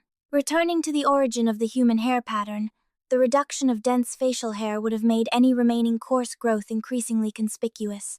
On a heavily furred face, a small difference in chin hair might barely be noticeable.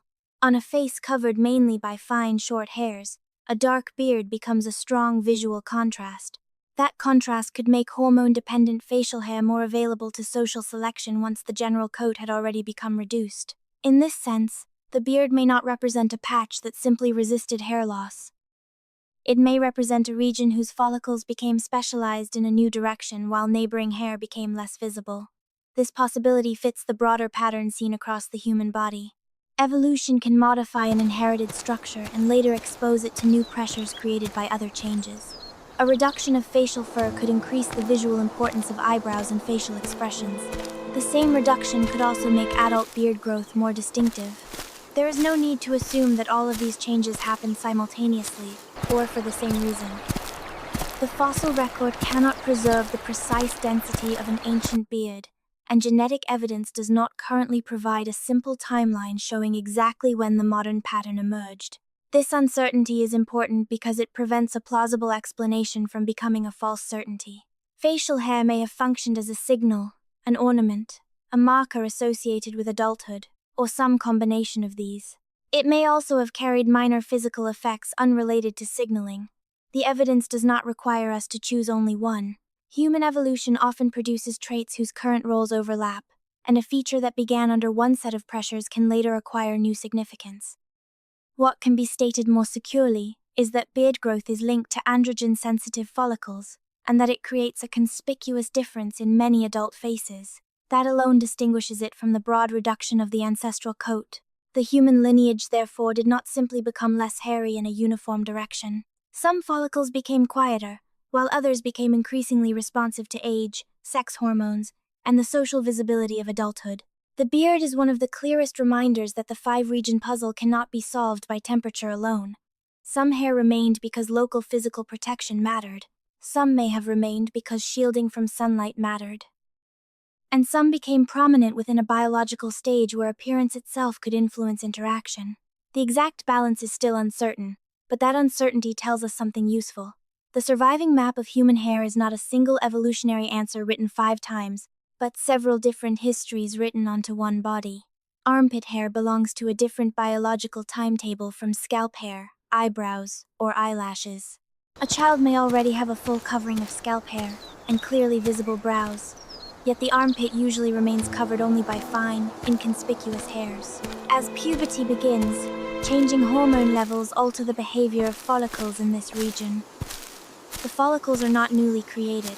They were already present in the skin, but they begin producing thicker, darker terminal hairs as they become more responsive to androgen signals. This timing makes armpit hair especially important for understanding the larger human pattern, because it appears when the body is entering sexual maturity rather than when protection from climate first becomes necessary. It therefore cannot be explained in exactly the same way as scalp hair or eyelashes. The armpit is also a very particular physical environment. The skin folds against itself. The upper arm moves repeatedly against the side of the torso. Moisture can accumulate, and several kinds of glands are concentrated nearby. Eccrine sweat glands contribute to cooling, while apocrine glands in the armpit become more active around puberty and release secretions into hair follicles. Those secretions are not the same as ordinary watery sweat. Bacteria living naturally on the skin can break down components of these secretions and contribute to body odor. The presence of coarse hair changes the surface on which moisture and secretions are distributed, but exactly how important this was in the evolution of armpit hair remains uncertain. Some explanations suggest that hair may help reduce friction between moving skin surfaces. Others propose that it may help retain or disperse chemical compounds associated with body odor. These possibilities are reasonable, but neither should be presented as a proven single purpose. The connection to the beginning of the human lineage lies in the contrast between widespread hair reduction and local preservation of hormone-responsive follicles. If our ancestors gradually lost much of the dense visible coat that once covered a more typical primate body, the armpit did not simply remain unchanged. Its hair became linked to maturity in a way that makes it biologically different from the fine covering on the upper arm or torso. This suggests that the human hair system was being reorganized not only by location but also by age. A region could remain relatively inconspicuous through childhood and then become visibly hairy only after a hormonal transition. That pattern would make armpit hair a secondary sexual characteristic rather than a universal protective coat. It also helps explain why its presence varies widely among individuals. Density, thickness, color, and extent differ according to genetics, hormone sensitivity, age, and ancestry.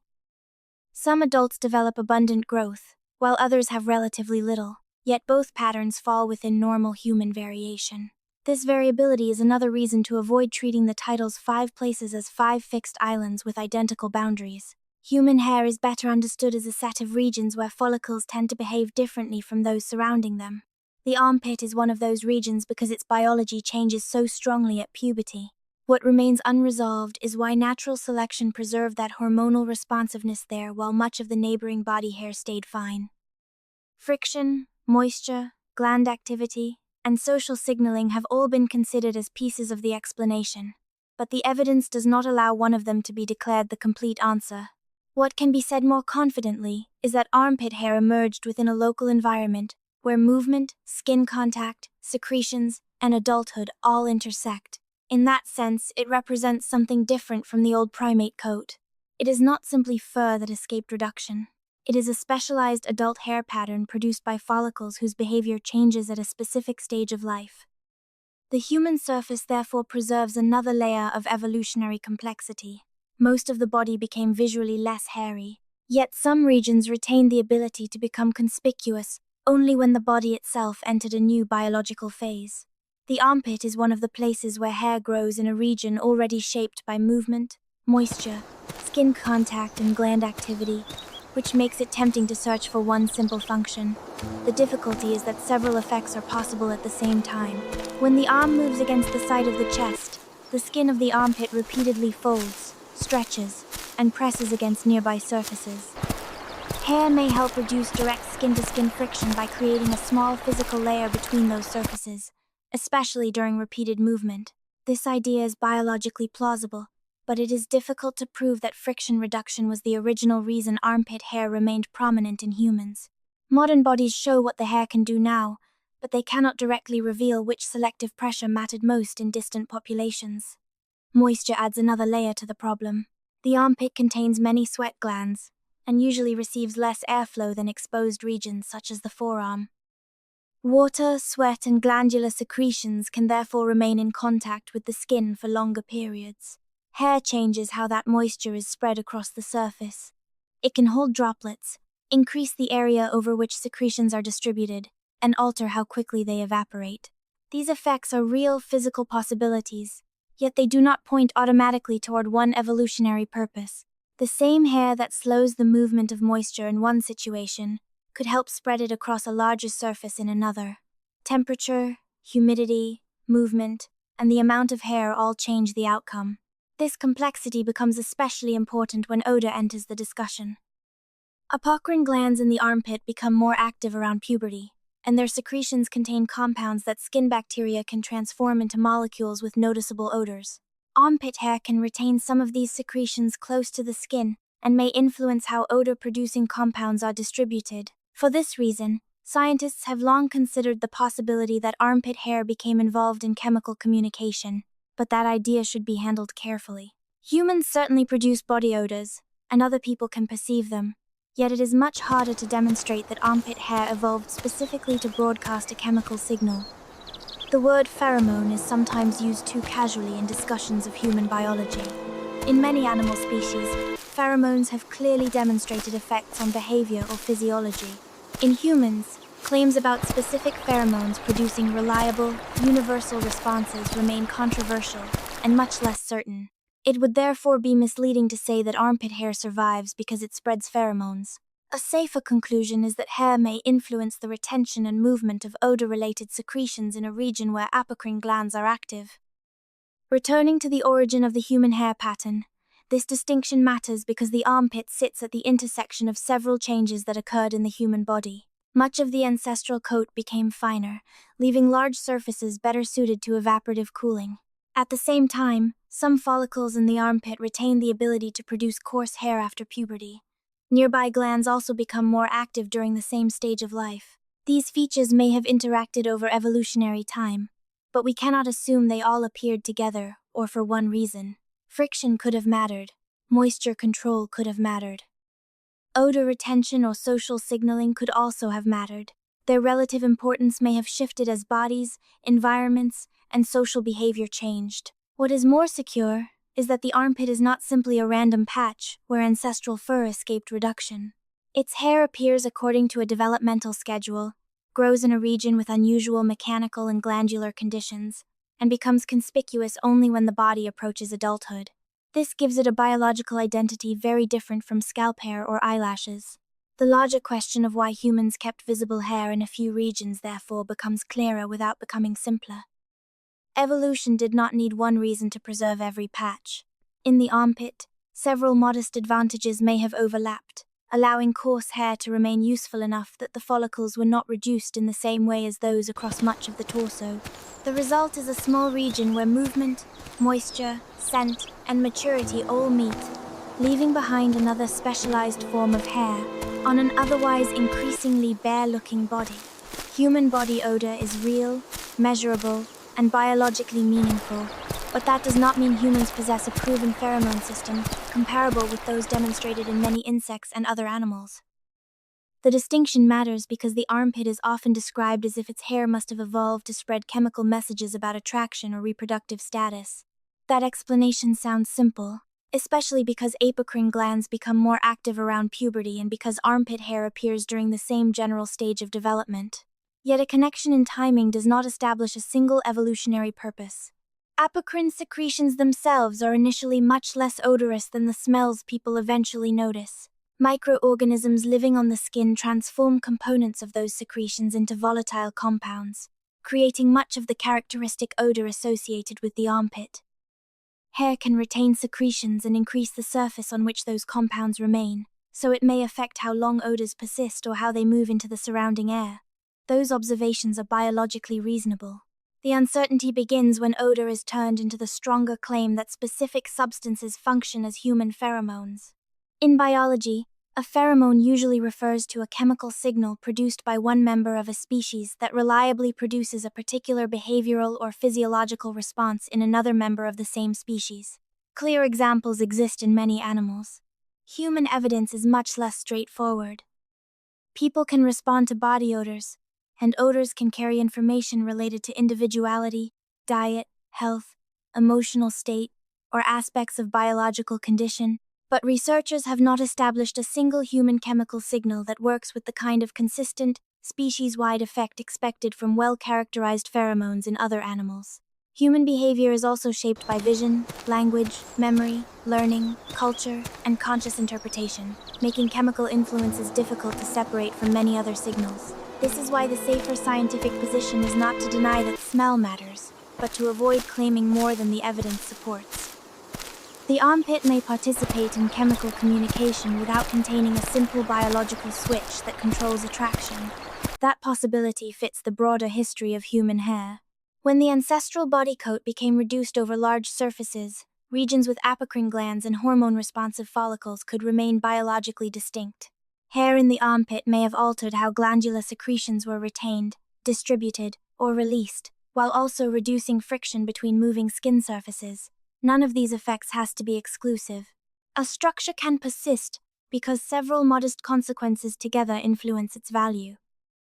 Returning to the beginning of our lineage, there is another reason for caution. We cannot reconstruct the odor of an ancient population from bones, nor can we know exactly how individuals interpreted one another's scents. Even if chemical cues influenced social behavior, their importance could have changed as human communication became increasingly dependent on faces, voices, gestures, and eventually language.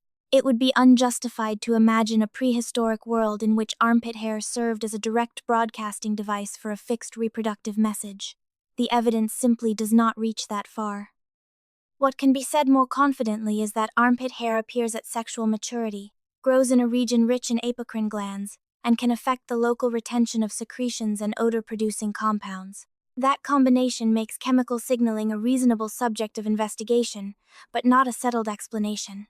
The difference between those two statements is important for understanding evolution honestly.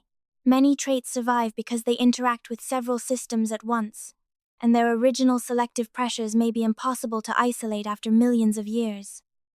Armpit hair may have been influenced by friction, moisture, glandular chemistry, maturity, social perception, or some mixture that varied across environments and populations. Its existence does not require a dramatic hidden function.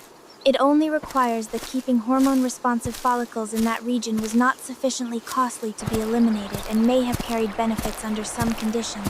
The larger human pattern remains consistent with that quieter interpretation.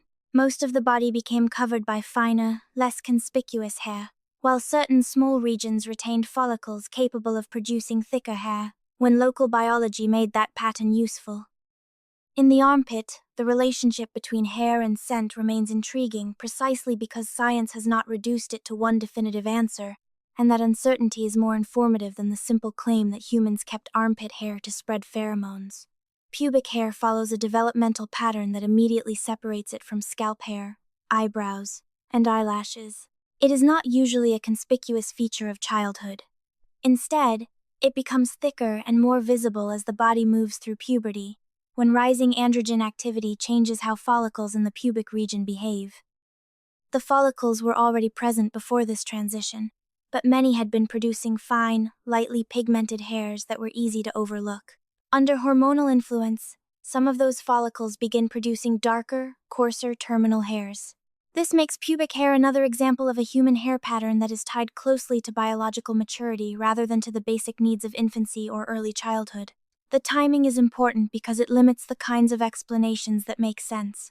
A feature that develops mainly around puberty is unlikely to exist solely for a function required equally at every age. That does not reveal its evolutionary purpose by itself, but it tells us where to look more carefully. Pubic hair grows in a region where skin surfaces can move against one another, where moisture may accumulate, and where apocrine glands become active during sexual maturation. These local conditions make the region biologically different from the arms, back, or forehead. Hair here may influence friction, the movement of moisture, and the way glandular secretions remain near the skin. Yet each of these possibilities should be treated as a potential contribution rather than a proven single explanation. The same caution applied to armpit hair applies here as well.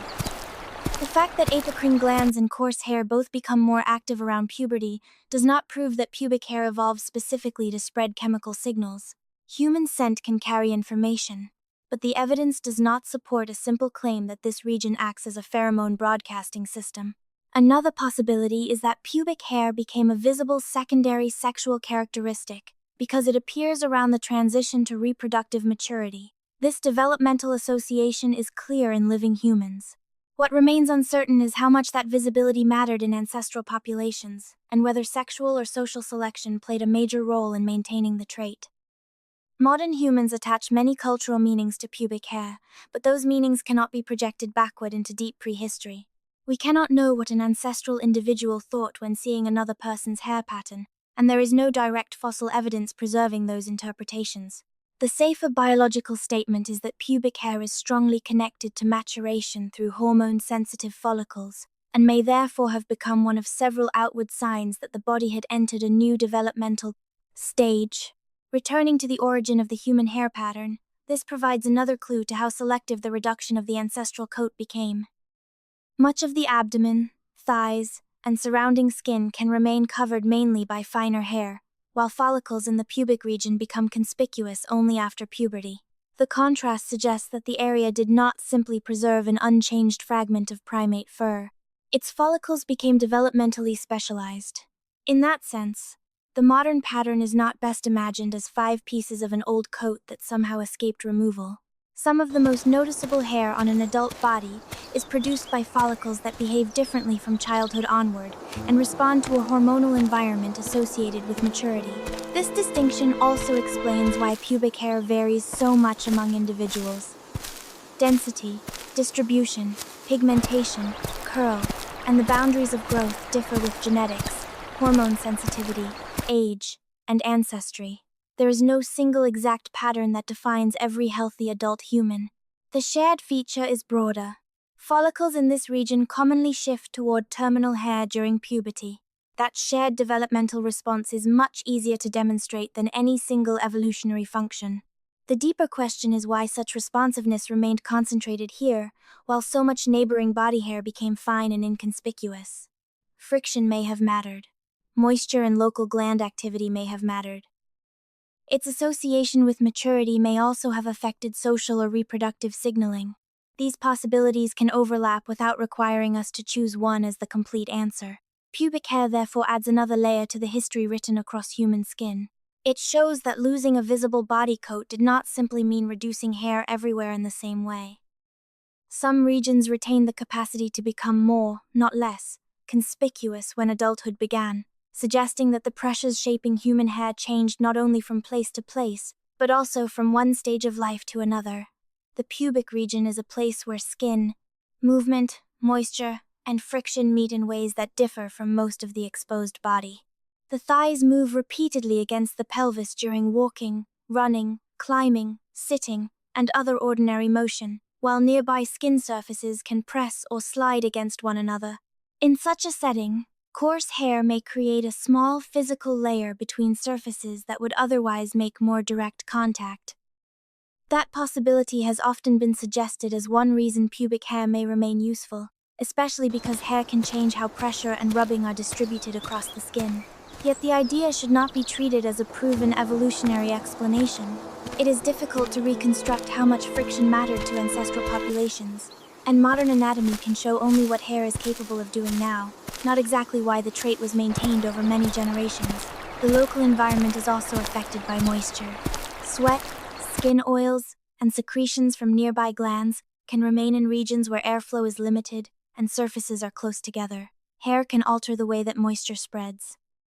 Individual hairs can hold small amounts of liquid, move it across a larger area, and prevent every drop from remaining directly between opposing skin surfaces. In other conditions, the same hair may slow evaporation and keep moisture near the skin for longer. The effect depends on temperature, humidity, movement, hair density, and the amount of fluid present. This complexity is important because biological structures rarely perform one function in isolation. A feature can slightly reduce friction under one condition while also changing moisture and scent under another. Returning to the early history of the human body, the significance of pubic hair lies partly in how local its behavior became. As the ancestral coat was reduced over much of the torso and limbs, the region around the genitals retained follicles that later became strongly responsive to hormones. This means the hair there was not merely protected from reduction in an unchanged form. Its growth became connected to maturity, while its location exposed it to mechanical conditions unlike those on the forearm, chest, or back. That combination makes a simple explanation unlikely. Friction may have contributed to the continued usefulness of coarse hair, but the same region was also involved in reproductive anatomy, gland activity, odor, and social visibility. Any of these could have influenced evolutionary pressures over time. Scientists must therefore separate a reasonable mechanical hypothesis from a demonstrated historical cause. There are good physical reasons to think hair can alter rubbing between skin surfaces, but there is no fossil sequence showing that individuals with more pubic hair experienced less injury and left more descendants. Soft tissue and hair almost never preserve deeply enough to provide that kind of direct evidence. What survives instead is the modern pattern itself: fine hair across much of the surrounding body, followed by a region where coarser hair appears with puberty. That contrast suggests local specialization rather than random survival. It also reminds us that the human loss of visible body hair was never a complete march toward smooth skin. In areas where repeated contact created a different mechanical environment, maintaining some hair may have carried relatively little cost. A small patch would not interfere much with whole body sweating, because the surface area involved is limited compared with the torso and limbs. At the same time, even a modest reduction in direct skin-on-skin contact could have been useful under some conditions. This balance fits the larger pattern that has been emerging across the body. Hair was reduced where a dense coat may have become less advantageous, while other regions retained or developed more conspicuous growth when local conditions favored a different outcome. Pubic hair, therefore, does not need a dramatic or mysterious purpose to make evolutionary sense. It may simply represent a region where coarse hair continued to interact with movement, contact, moisture, and maturity in ways that were different from the surrounding skin. The evidence does not allow one of those influences to be crowned as the single answer, but together they show why complete hair loss was not necessarily favored everywhere. The human body became visually bare across broad surfaces, yet some small regions remained mechanically and biologically distinct enough for thicker hair to persist. Pubic hair becomes visible at roughly the same stage of life when the human body is undergoing many other changes associated with sexual maturity, and that timing gives it a meaning that is different from hair present from early childhood.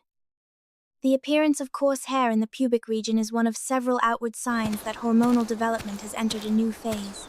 Other changes occur at the same time in body shape, skin, glands, voice, and reproductive anatomy, although the details differ between individuals and between males and females. Pubic hair therefore belongs to a broader developmental transition, rather than standing alone as an isolated feature. This makes it reasonable to consider whether its visibility may have functioned, at least in part, as a marker of biological maturity. That statement does not require us to assume that prehistoric humans consciously interpreted pubic hair in the same way modern societies do. Cultural meanings surrounding the body can change greatly across time and place, and there is no evidence that allows us to reconstruct the private thoughts of ancient populations. The more cautious point is biological. A trait that usually becomes prominent after childhood can provide information about developmental stage simply because of when it appears. Other members of a social species may perceive such changes without those changes having evolved exclusively for signaling. The distinction is important. Pubic hair may have been visible evidence of maturity without having originated solely to announce maturity. Evolution often preserves features that have several effects at once. The hair may alter friction between nearby skin surfaces, influence the distribution of moisture and glandular secretions, and also become associated with the transition into adulthood. These functions do not compete with one another. They can overlap, and their relative importance may have changed through different periods of human evolution. Returning to the beginning of the human lineage, this developmental timing reveals how far the modern hair pattern had moved from a simple ancestral coat. A general coat covers an animal regardless of whether it is a juvenile or an adult, even though density or color may change with age. Human pubic hair follows a more specialized pattern. The surrounding abdomen and upper legs may remain covered mainly in fine hair, while follicles in a relatively small region become much more conspicuous after hormonal changes. This suggests that hair reduction did not merely leave random patches behind. Local follicles retained, or evolved, distinct responses to the internal chemistry of the body. The same broad principle can be seen in facial hair and armpit hair. All three become more noticeable around maturity, although their distribution and degree differ greatly between individuals. What science cannot determine with confidence is exactly when these patterns first became strongly linked to puberty in ancestral populations.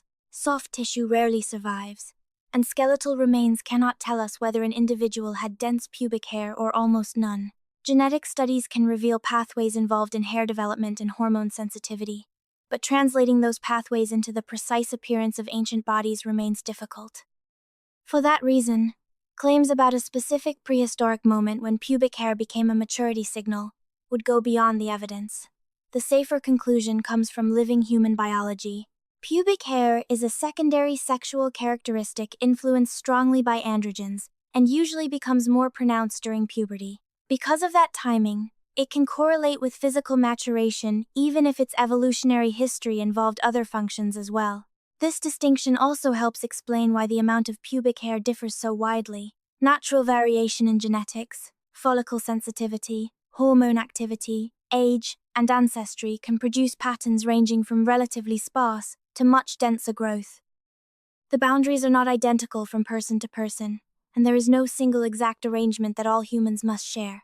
The common feature is the regional shift from fine childhood hair toward more terminal growth as maturity approaches. Seen within the larger story of human hair loss, this is a remarkable contrast. Much of the body became visually less hairy, yet certain regions retained the ability to become more visible precisely when adulthood began. The human surface therefore carries not just a map of different places, but a map of different times in life. Some hair protects from early childhood onward, some interacts with sunlight throughout life, some becomes prominent only after hormonal development changes the body. Pubic hair belongs to this last category, reminding us that the answer to why humans kept hair in a few conspicuous regions cannot be separated from when those hairs appear. Their location matters, but so does their timing. Every patch of hair on the human body comes with a cost, as well as a possible benefit, and that balance is one of the clearest ways to understand why visible hair became so unevenly distributed. Hair can shield skin, alter airflow, reduce direct contact, hold moisture, and change how heat moves across the surface. At the same time, dense hair can interfere with evaporative cooling, trap heat close to the body, retain water, and create a surface where particles or microorganisms can remain.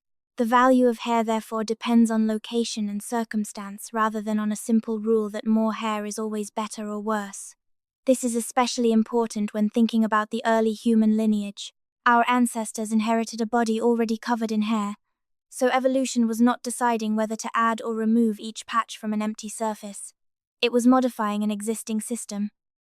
If a dense coat became less useful across large regions because exposed skin improved evaporative cooling during sustained activity, then reducing that coat could provide an advantage. But the same change would not necessarily be useful everywhere.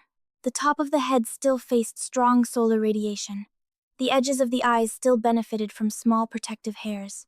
The armpits and pubic region had their own patterns of moisture, friction, gland activity, and hormonal development. Facial hair in many adult men became tied strongly to androgen sensitivity and social visibility.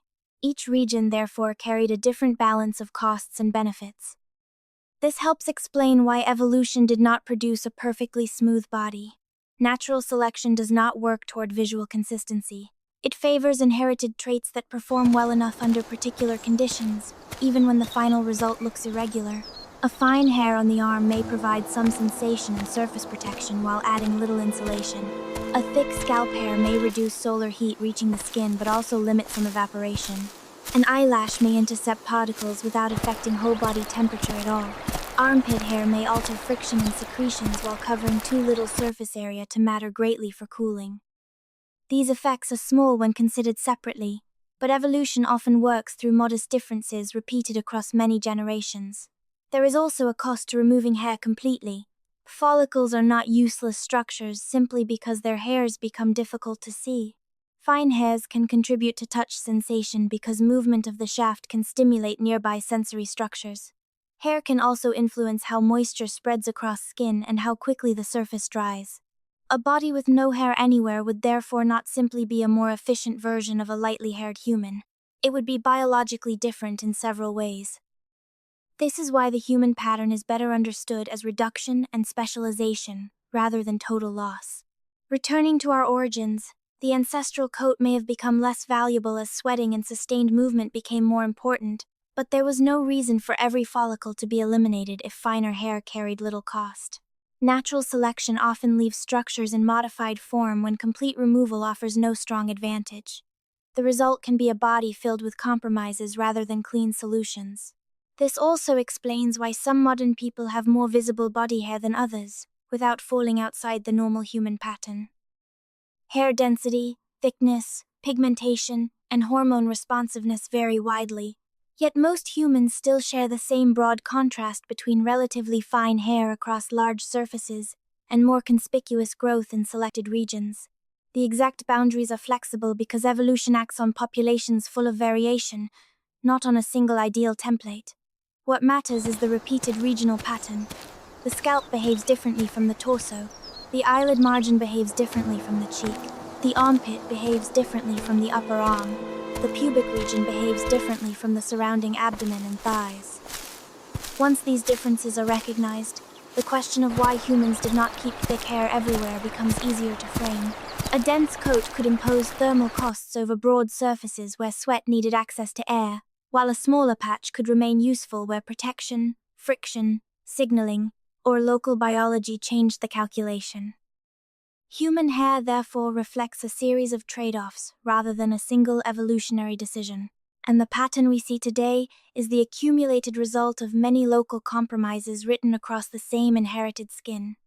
The human body makes more sense when it is viewed not as one surface governed by one rule, but as a mosaic of regions facing different biological problems. The scalp, eyelids, forehead, cheeks, armpits, chest, arms, legs, and pubic region are all made from skin, yet the conditions surrounding them are not identical. Some receive more sunlight. Some remain close to sensitive organs. Some rub against neighboring skin. Some contain glands that become more active at puberty. Some need to release large amounts of heat during physical activity. Because these local conditions differ, the evolutionary pressures acting on hair could differ as well. This is why the modern human pattern does not require a single explanation that somehow accounts equally for every surviving hair. Across the torso and limbs, a reduced coat may have helped expose sweaty skin to moving air, improving evaporative cooling during sustained activity. On the scalp, keeping substantial hair could reduce the amount of solar radiation reaching the skin from above. Around the eyes, short specialized hairs could help manage moisture, particles, airflow, and contact without creating a thick insulating layer. Facial hair in many adult men follows another route, becoming strongly responsive to androgens after puberty, and potentially contributing to visible signals associated with maturity or social interaction. Armpit and pubic hair also becomes more conspicuous with sexual maturation and grows in regions shaped by friction, moisture, glands, and close skin contact. None of these histories has to cancel the others. They can exist together because natural selection acts on traits in their local biological context. Returning to the early human lineage, this patchwork becomes easier to understand if we remember that our ancestors did not begin with bare skin. They inherited the widespread follicle system of a hairy mammal. Evolution could therefore modify the size, growth cycle, pigmentation, and hormonal sensitivity of follicles differently across the body without eliminating the entire system. A mutation or inherited developmental change that affected hair on one region did not necessarily need to affect every other region in exactly the same way. Over many generations, these regional differences could accumulate. The result would not be a neatly designed pattern, because evolution does not work from a blueprint. It alters what already exists, and each change is constrained by earlier anatomy. This also helps explain why some features look contradictory when considered alone. Humans rely strongly on sweating, yet we retain dense scalp hair. We have a relatively bare face, yet we keep obvious eyebrows and eyelashes. Much of the adult body carries fine hair, yet puberty can transform selected follicles into coarse terminal hairs.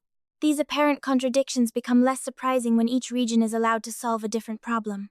Biology often works this way. The same basic tissue can acquire different roles depending on where it is located and what other structures surround it. Hair itself is only one example. Skin thickness, gland density, pigmentation, sensitivity, and blood supply also vary across the body. The human surface is therefore not a uniform sheet, but a landscape of local adaptations and inherited compromises. This view also protects us from turning the five-place idea into an absolute statement. Human beings can grow visible hair on the arms, legs, chest, abdomen, back, hands, feet, and many other areas, and the extent differs greatly among individuals. The 5 broad regions are useful because they illustrate especially distinctive patterns of hair growth, not because all other skin is truly hairless. Genetics, sex hormones, age, ancestry, and individual variation continually blur the boundaries. Someone with extensive chest hair and someone with almost none still share the deeper human pattern of a greatly reduced general coat, combined with specialized follicle behavior in particular regions. The important evolutionary change was therefore not a clean division between hairy places and naked places. It was a redistribution of hair's prominence and function across the body. Seen this way, the surviving patches are not mistakes left behind after fur loss, nor are they 5 identical remnants protected by one mysterious force. They are different outcomes produced within the same inherited system, each shaped by its own combination of environment, physiology, development, and perhaps social selection. The human body became a mosaic because the pressures acting on it were themselves a mosaic, and the uneven hair we carry today is one visible record of those overlapping compromises. Some people can look almost hairless across the chest, arms, or back, while others grow dark and obvious hair over many of those same regions. This variation can make the human hair pattern seem inconsistent, but it is actually one of the most useful reminders that evolution works with populations rather than with a single fixed body. Humans share a broad tendency toward a greatly reduced visible coat compared with many other primates. Yet the amount of terminal hair produced by individual follicles can differ enormously. Genetics plays a major role in those differences. Inherited variants influence the size of follicles, the thickness and pigmentation of the hairs they produce, the duration of their growth cycles, and how strongly they respond to hormones. Because many genes contribute to these traits, there is no single gene that simply determines whether a person will be hairy or nearly smooth. The result is a wide spectrum of normal human appearances. Hormones add another layer. Androgens can encourage terminal hair growth in regions such as the face, chest, abdomen, armpits, and pubic area, but the response depends heavily on the follicle itself. 2 people can have hormone levels within similar ranges while producing very different amounts of visible hair because their follicles differ in sensitivity. This explains why circulating testosterone alone cannot predict exactly how dense a beard will become or how much hair will appear on the torso. It also explains why hair patterns change with age. A follicle that produced fine hair during childhood may become more responsive after puberty, while hair distribution can continue changing through adulthood. Biological sex influences the average pattern because androgen exposure and follicle responses differ, yet those averages contain extensive overlap and variation. Ancestry and population history also contribute. Human populations accumulated different combinations of genetic variants as they moved, separated, mixed, and adapted over many generations. Some populations today tend, on average, to show more terminal body hair in certain regions than others, but the variation within every population is substantial. These differences should not be arranged into a ladder from more primitive to more advanced. A person with extensive body hair is not closer to an ancestral primate, and a person with very little visible hair is not more evolved. Every living human population has been evolving for the same span of time since sharing common ancestors, and visible hair is simply one highly variable trait among many. This point brings us back to the beginning of the human lineage. The important evolutionary shift was not the creation of one exact hairless form that every descendant inherited without variation. It was a broader reduction of the dense general coat, alongside increasing regional specialization. Once that broad pattern existed, populations could continue accumulating differences in follicle behavior without reversing the fundamental human condition. Someone may grow substantial hair on the legs, arms, chest, or back and still lack anything approaching the continuous insulating coat typical of a heavily furred mammal. The distinction lies not merely in counting hairs, but in their density, length, thickness, growth pattern, and ability to form a functional layer over the skin. This is why the idea that humans kept hair in only 5 places must be understood carefully. The 5 regions provide a useful way to organize the most conspicuous specializations, but they are not literal islands surrounded by skin incapable of growing hair. Terminal hairs can appear well beyond them, and the boundaries change from person to person. Even the beard can extend onto the neck. Chest hair can connect toward the abdomen, and limb hair can range from almost invisible to dense and strongly pigmented. Biology does not draw the clean lines that a diagram might suggest. Instead, it produces gradients shaped by genes, hormones, development, and individual history, recognizing that variation strengthens rather than weakens the evolutionary explanation. If every human body had exactly the same distribution, we might be tempted to imagine a rigid design imposed all at once. The real pattern is more consistent with gradual evolutionary change. A shared inherited framework establishes broad tendencies, while many smaller differences remain free to vary. The nearly bare-looking human body is therefore not one fixed endpoint. It is a flexible biological arrangement built from the old mammalian follicle system and expressed differently in every individual. Some people carry more visible reminders of that system across the torso and limbs, while others carry less. Yet beneath those differences lies the same deeper transformation. Our ancestral coat was reduced without eliminating the ability of the skin to produce hair almost everywhere. The story of human hair becomes clearer when we stop imagining evolution as a process that simply removed fur from the body.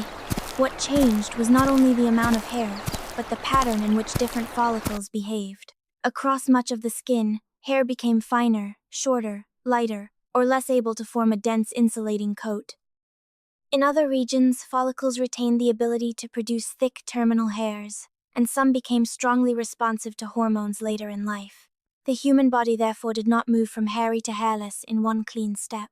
It moved toward a new distribution in which the same ancient mammalian system began doing different things in different places.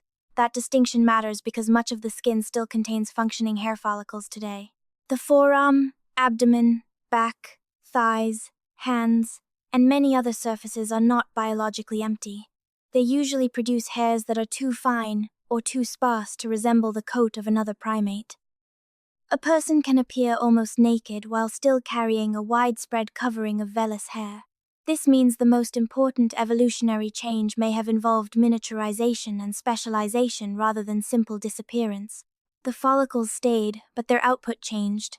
Seen from the perspective of our distant origins, this makes the modern pattern easier to understand. Our ancestors inherited a primate body already equipped with hair across nearly every suitable surface. Natural selection did not need to decide where to invent hair. It could instead alter growth cycles, thickness, pigmentation, density, and hormone sensitivity in ways that differed from one region to another. Over many generations, hair across large parts of the torso and limbs could become less conspicuous, while scalp follicles continued producing long strands. Eyelashes remained short and protective, eyebrows stayed visible above the eyes, and hormone-sensitive regions became more prominent after puberty. The result looks irregular only if we expect evolution to produce a simple design. In reality, evolution modifies inherited structures under different local pressures, and those pressures rarely act equally across the whole body.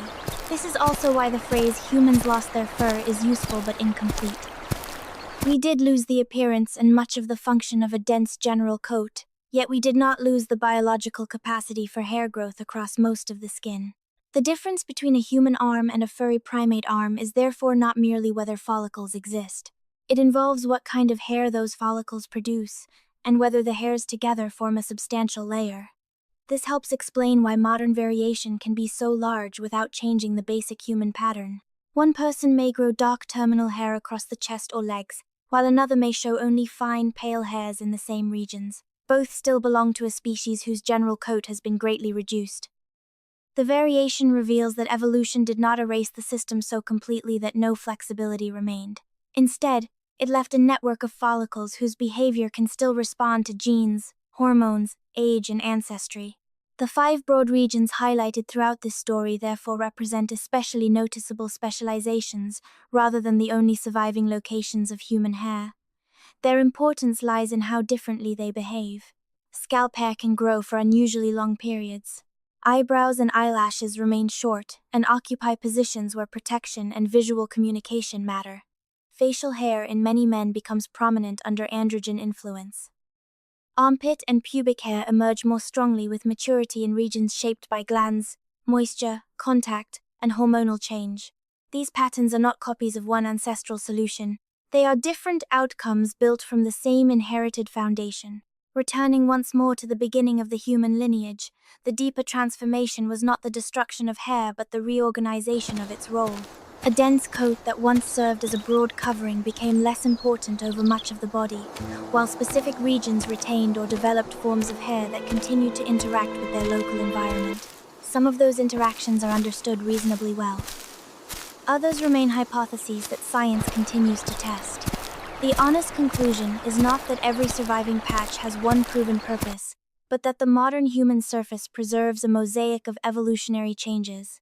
What looks at first like a body that lost almost everything is, on closer inspection, a body that changed the rules of hair growth while keeping much of the underlying machinery intact.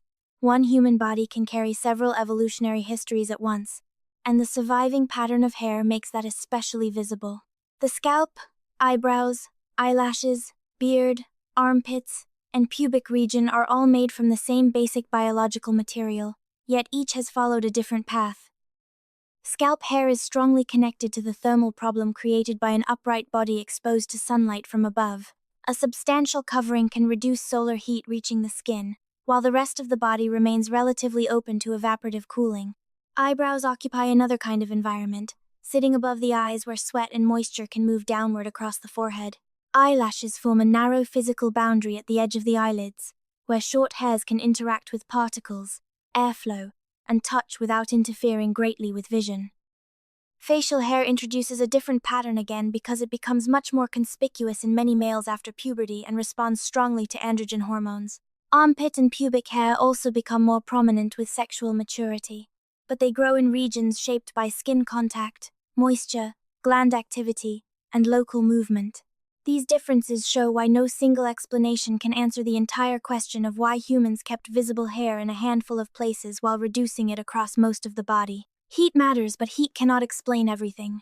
Protection matters, but protection cannot explain everything either. Hormones tell us how some follicles change during adulthood, yet hormones alone do not reveal why those regional responses persisted through evolutionary history. Social signaling may have influenced facial hair and other adult traits, but the evidence does not allow us to reconstruct one universal prehistoric message. The safest explanation is therefore a combination of local pressures acting on an inherited primate system over long periods. This interpretation begins with our origins. The ancestors of humans already possessed hair follicles across their bodies. As the lineage changed in posture, movement, sweating, skin exposure, and behavior, a thick general coat may have become less advantageous across broad surfaces.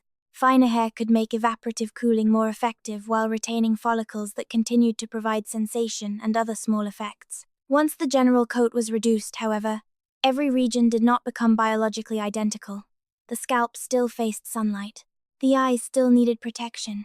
Certain follicles still responded strongly to adult hormones. Natural selection could therefore modify one region without requiring the same outcome everywhere else. This is a common feature of evolution. Organisms are not redesigned from the ground up whenever the environment changes. Existing structures are altered, reused, reduced, and sometimes given new roles. A feature that began as one thing can later participate in another function. Hair around the eyes may remain mechanically useful while also contributing to facial communication. Facial hair can arise through hormone-sensitive growth while also becoming socially visible. Scalp hair can influence heat exchange while later becoming deeply involved in identity and culture. None of these later roles requires us to invent a single purpose at the moment the trait first appeared. The body can accumulate functions over time. This also explains why uncertainty remains unavoidable.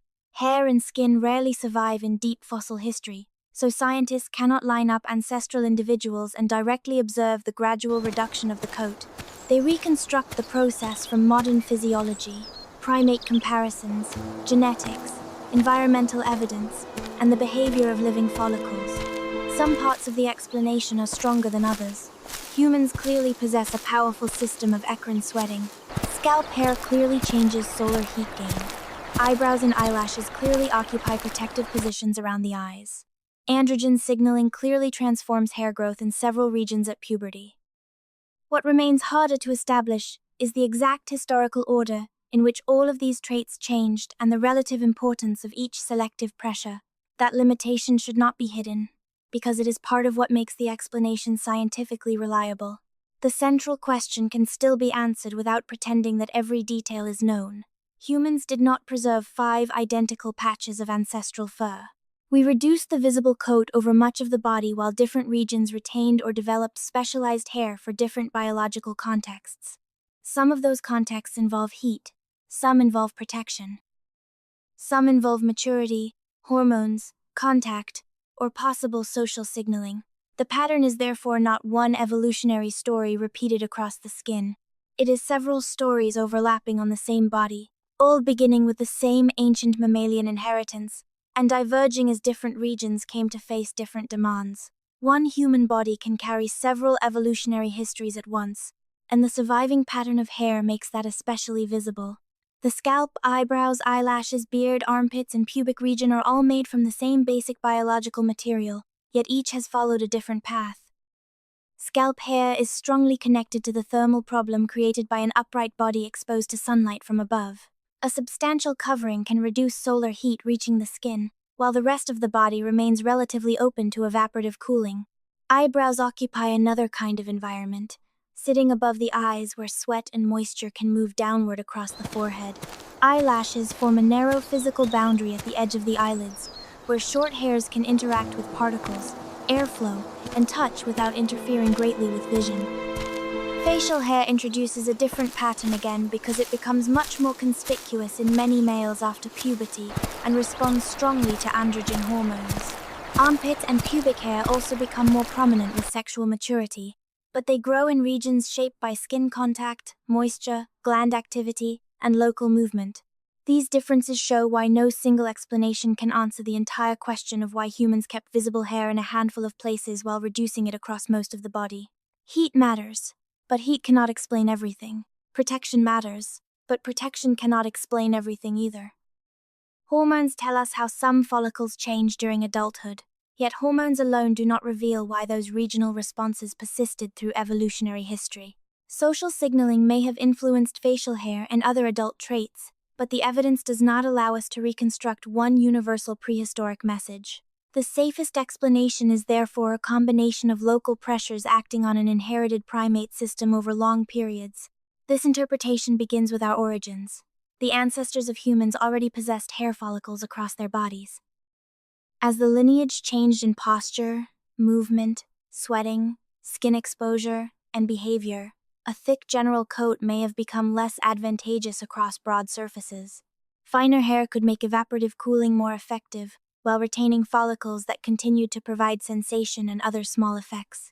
Once the general coat was reduced, however, every region did not become biologically identical. The scalp still faced sunlight. The eyes still needed protection. Certain follicles still responded strongly to adult hormones. Natural selection could therefore modify one region without requiring the same outcome everywhere else. This is a common feature of evolution. Organisms are not redesigned from the ground up whenever the environment changes.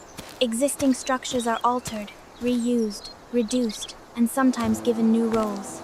A feature that began as one thing can later participate in another function. Hair around the eyes may remain mechanically useful while also contributing to facial communication. Facial hair can arise through hormone-sensitive growth while also becoming socially visible. Scalp hair can influence heat exchange while later becoming deeply involved in identity and culture. None of these later roles requires us to invent a single purpose at the moment the trait first appeared. The body can accumulate functions over time. This also explains why uncertainty remains unavoidable. Hair and skin rarely survive in deep fossil history, so scientists cannot line up ancestral individuals and directly observe the gradual reduction of the coat. They reconstruct the process from modern physiology, primate comparisons, genetics, environmental evidence, and the behavior of living follicles. Some parts of the explanation are stronger than others. Humans clearly possess a powerful system of eccrine sweating. Scalp hair clearly changes solar heat gain. Eyebrows and eyelashes clearly occupy protective positions around the eyes. Androgen signaling clearly transforms hair growth in several regions at puberty. What remains harder to establish is the exact historical order in which all of these traits changed and the relative importance of each selective pressure. That limitation should not be hidden, because it is part of what makes the explanation scientifically reliable. the central question can still be answered without pretending that every detail is known. Humans did not preserve 5 identical patches of ancestral fur. We reduced the visible coat over much of the body while different regions retained or developed specialized hair for different biological contexts. Some of those contexts involve heat. Some involve protection. Some involve maturity, hormones, contact, or possible social signaling. The pattern is therefore not one evolutionary story repeated across the skin. It is several stories overlapping on the same body, all beginning with the same ancient mammalian inheritance, and diverging as different regions came to face different demands. The ordinary surface of the human body carries a history that is easy to overlook because most of it is so familiar. A strand of scalp hair, a short eyelash, a dark eyebrow, a beard appearing after puberty, or coarse hair in the armpit or pubic region can seem like unrelated details. Seen together, however, they reveal something fundamental about how evolution works. The human body was not designed all at once, and it was never moving toward a perfect final form. It was inherited from earlier primates, and gradually modified as environments, movement, physiology, development, and social life changed across generations. Much of the ancestral coat became finer and less conspicuous, probably in connection with a growing reliance on sweating and the need to release internally generated heat during sustained activity. Yet removing dense hair everywhere would not necessarily have produced the best outcome. The scalp faced intense solar exposure from above. The eyes remained vulnerable to moisture and particles. Some follicles became increasingly connected to the hormonal changes of adulthood. Other regions experienced friction, moisture, glandular secretions, or social visibility that differed from the rest of the skin. The result was not a simple division between hairy places and hairless places. It was a body in which an ancient mammalian system became specialized according to location and stage of life. Returning to the beginning of the human lineage helps place this transformation in perspective. Our ancestors did not start with naked skin, and later grow hair only where it was needed. They inherited hair across the body, as other mammals had long before them. Evolution worked by altering that inheritance. Some follicles became smaller or produced finer hairs. Some retained long growth cycles. Some remained short and protective. Some became sensitive to androgen hormones and changed dramatically after puberty. This is why the human body can appear almost bare while still containing follicles across most of its surface. The deeper change was not the disappearance of hair itself, but the loss of a continuous visible coat and the development of a much more regional pattern. That distinction also teaches us something about scientific uncertainty. We do not possess fossils showing every stage of human hair reduction. Skin and hair rarely survive deep time, and scientists cannot reconstruct the precise appearance of every ancestral population. Some explanations therefore remain stronger than others. The relationship between exposed skin, sweating, and cooling is supported by modern physiology. The ability of scalp hair to reduce solar heat reaching the skin has experimental support. Eyebrows and eyelashes clearly occupy positions where they can contribute to protection around the eyes. Hormones clearly alter hair growth in the face, armpits, and pubic region during maturity. But the exact evolutionary sequence connecting all of these traits cannot be known with complete certainty. Sexual selection may have influenced beard growth. Friction may have contributed to the persistence of hair in certain regions. Odor-related effects may have mattered in the armpits or pubic area. These ideas are reasonable possibilities, not facts that should be presented as if they were directly witnessed in prehistory. Recognizing those limits does not make the story weaker, it makes it more useful. Science gains credibility by separating what can be demonstrated from what remains open to investigation. The larger lesson is that evolution rarely produces one clean answer. It works through compromise. A trait may be useful in one place and costly in another. A structure may begin under one pressure and later acquire additional roles. A feature that seems unnecessary today may persist because removing it offered little advantage, while another feature may remain because it continued to solve a local problem. Human hair is a quiet example of this principle written across the skin. Our nearly bare body reflects changes in heat management, but the hair that remained reminds us that cooling was never the only demand acting on our ancestors. Protection, development, local anatomy, hormones, and perhaps social communication all contributed to a surface that became increasingly specialized. The educational value of this story is therefore larger than the question of hair itself. It shows why human evolution should not be imagined as a straight path toward improvement. We are mosaics of old structures and newer modifications, shaped by pressures that changed across environments and generations. Some features make sense only when viewed as compromises inherited from a much older body. The hair we barely notice today is one of those records. It connects a modern human standing beneath the sun with a much deeper mammalian past, while also reminding us how much of that transformation remains hidden because soft tissues almost never survive. If the scattered patterns of hair still visible on our bodies are fragments of several different evolutionary histories, what other stories might be written into the ordinary features of the human body that we pass over every day without noticing?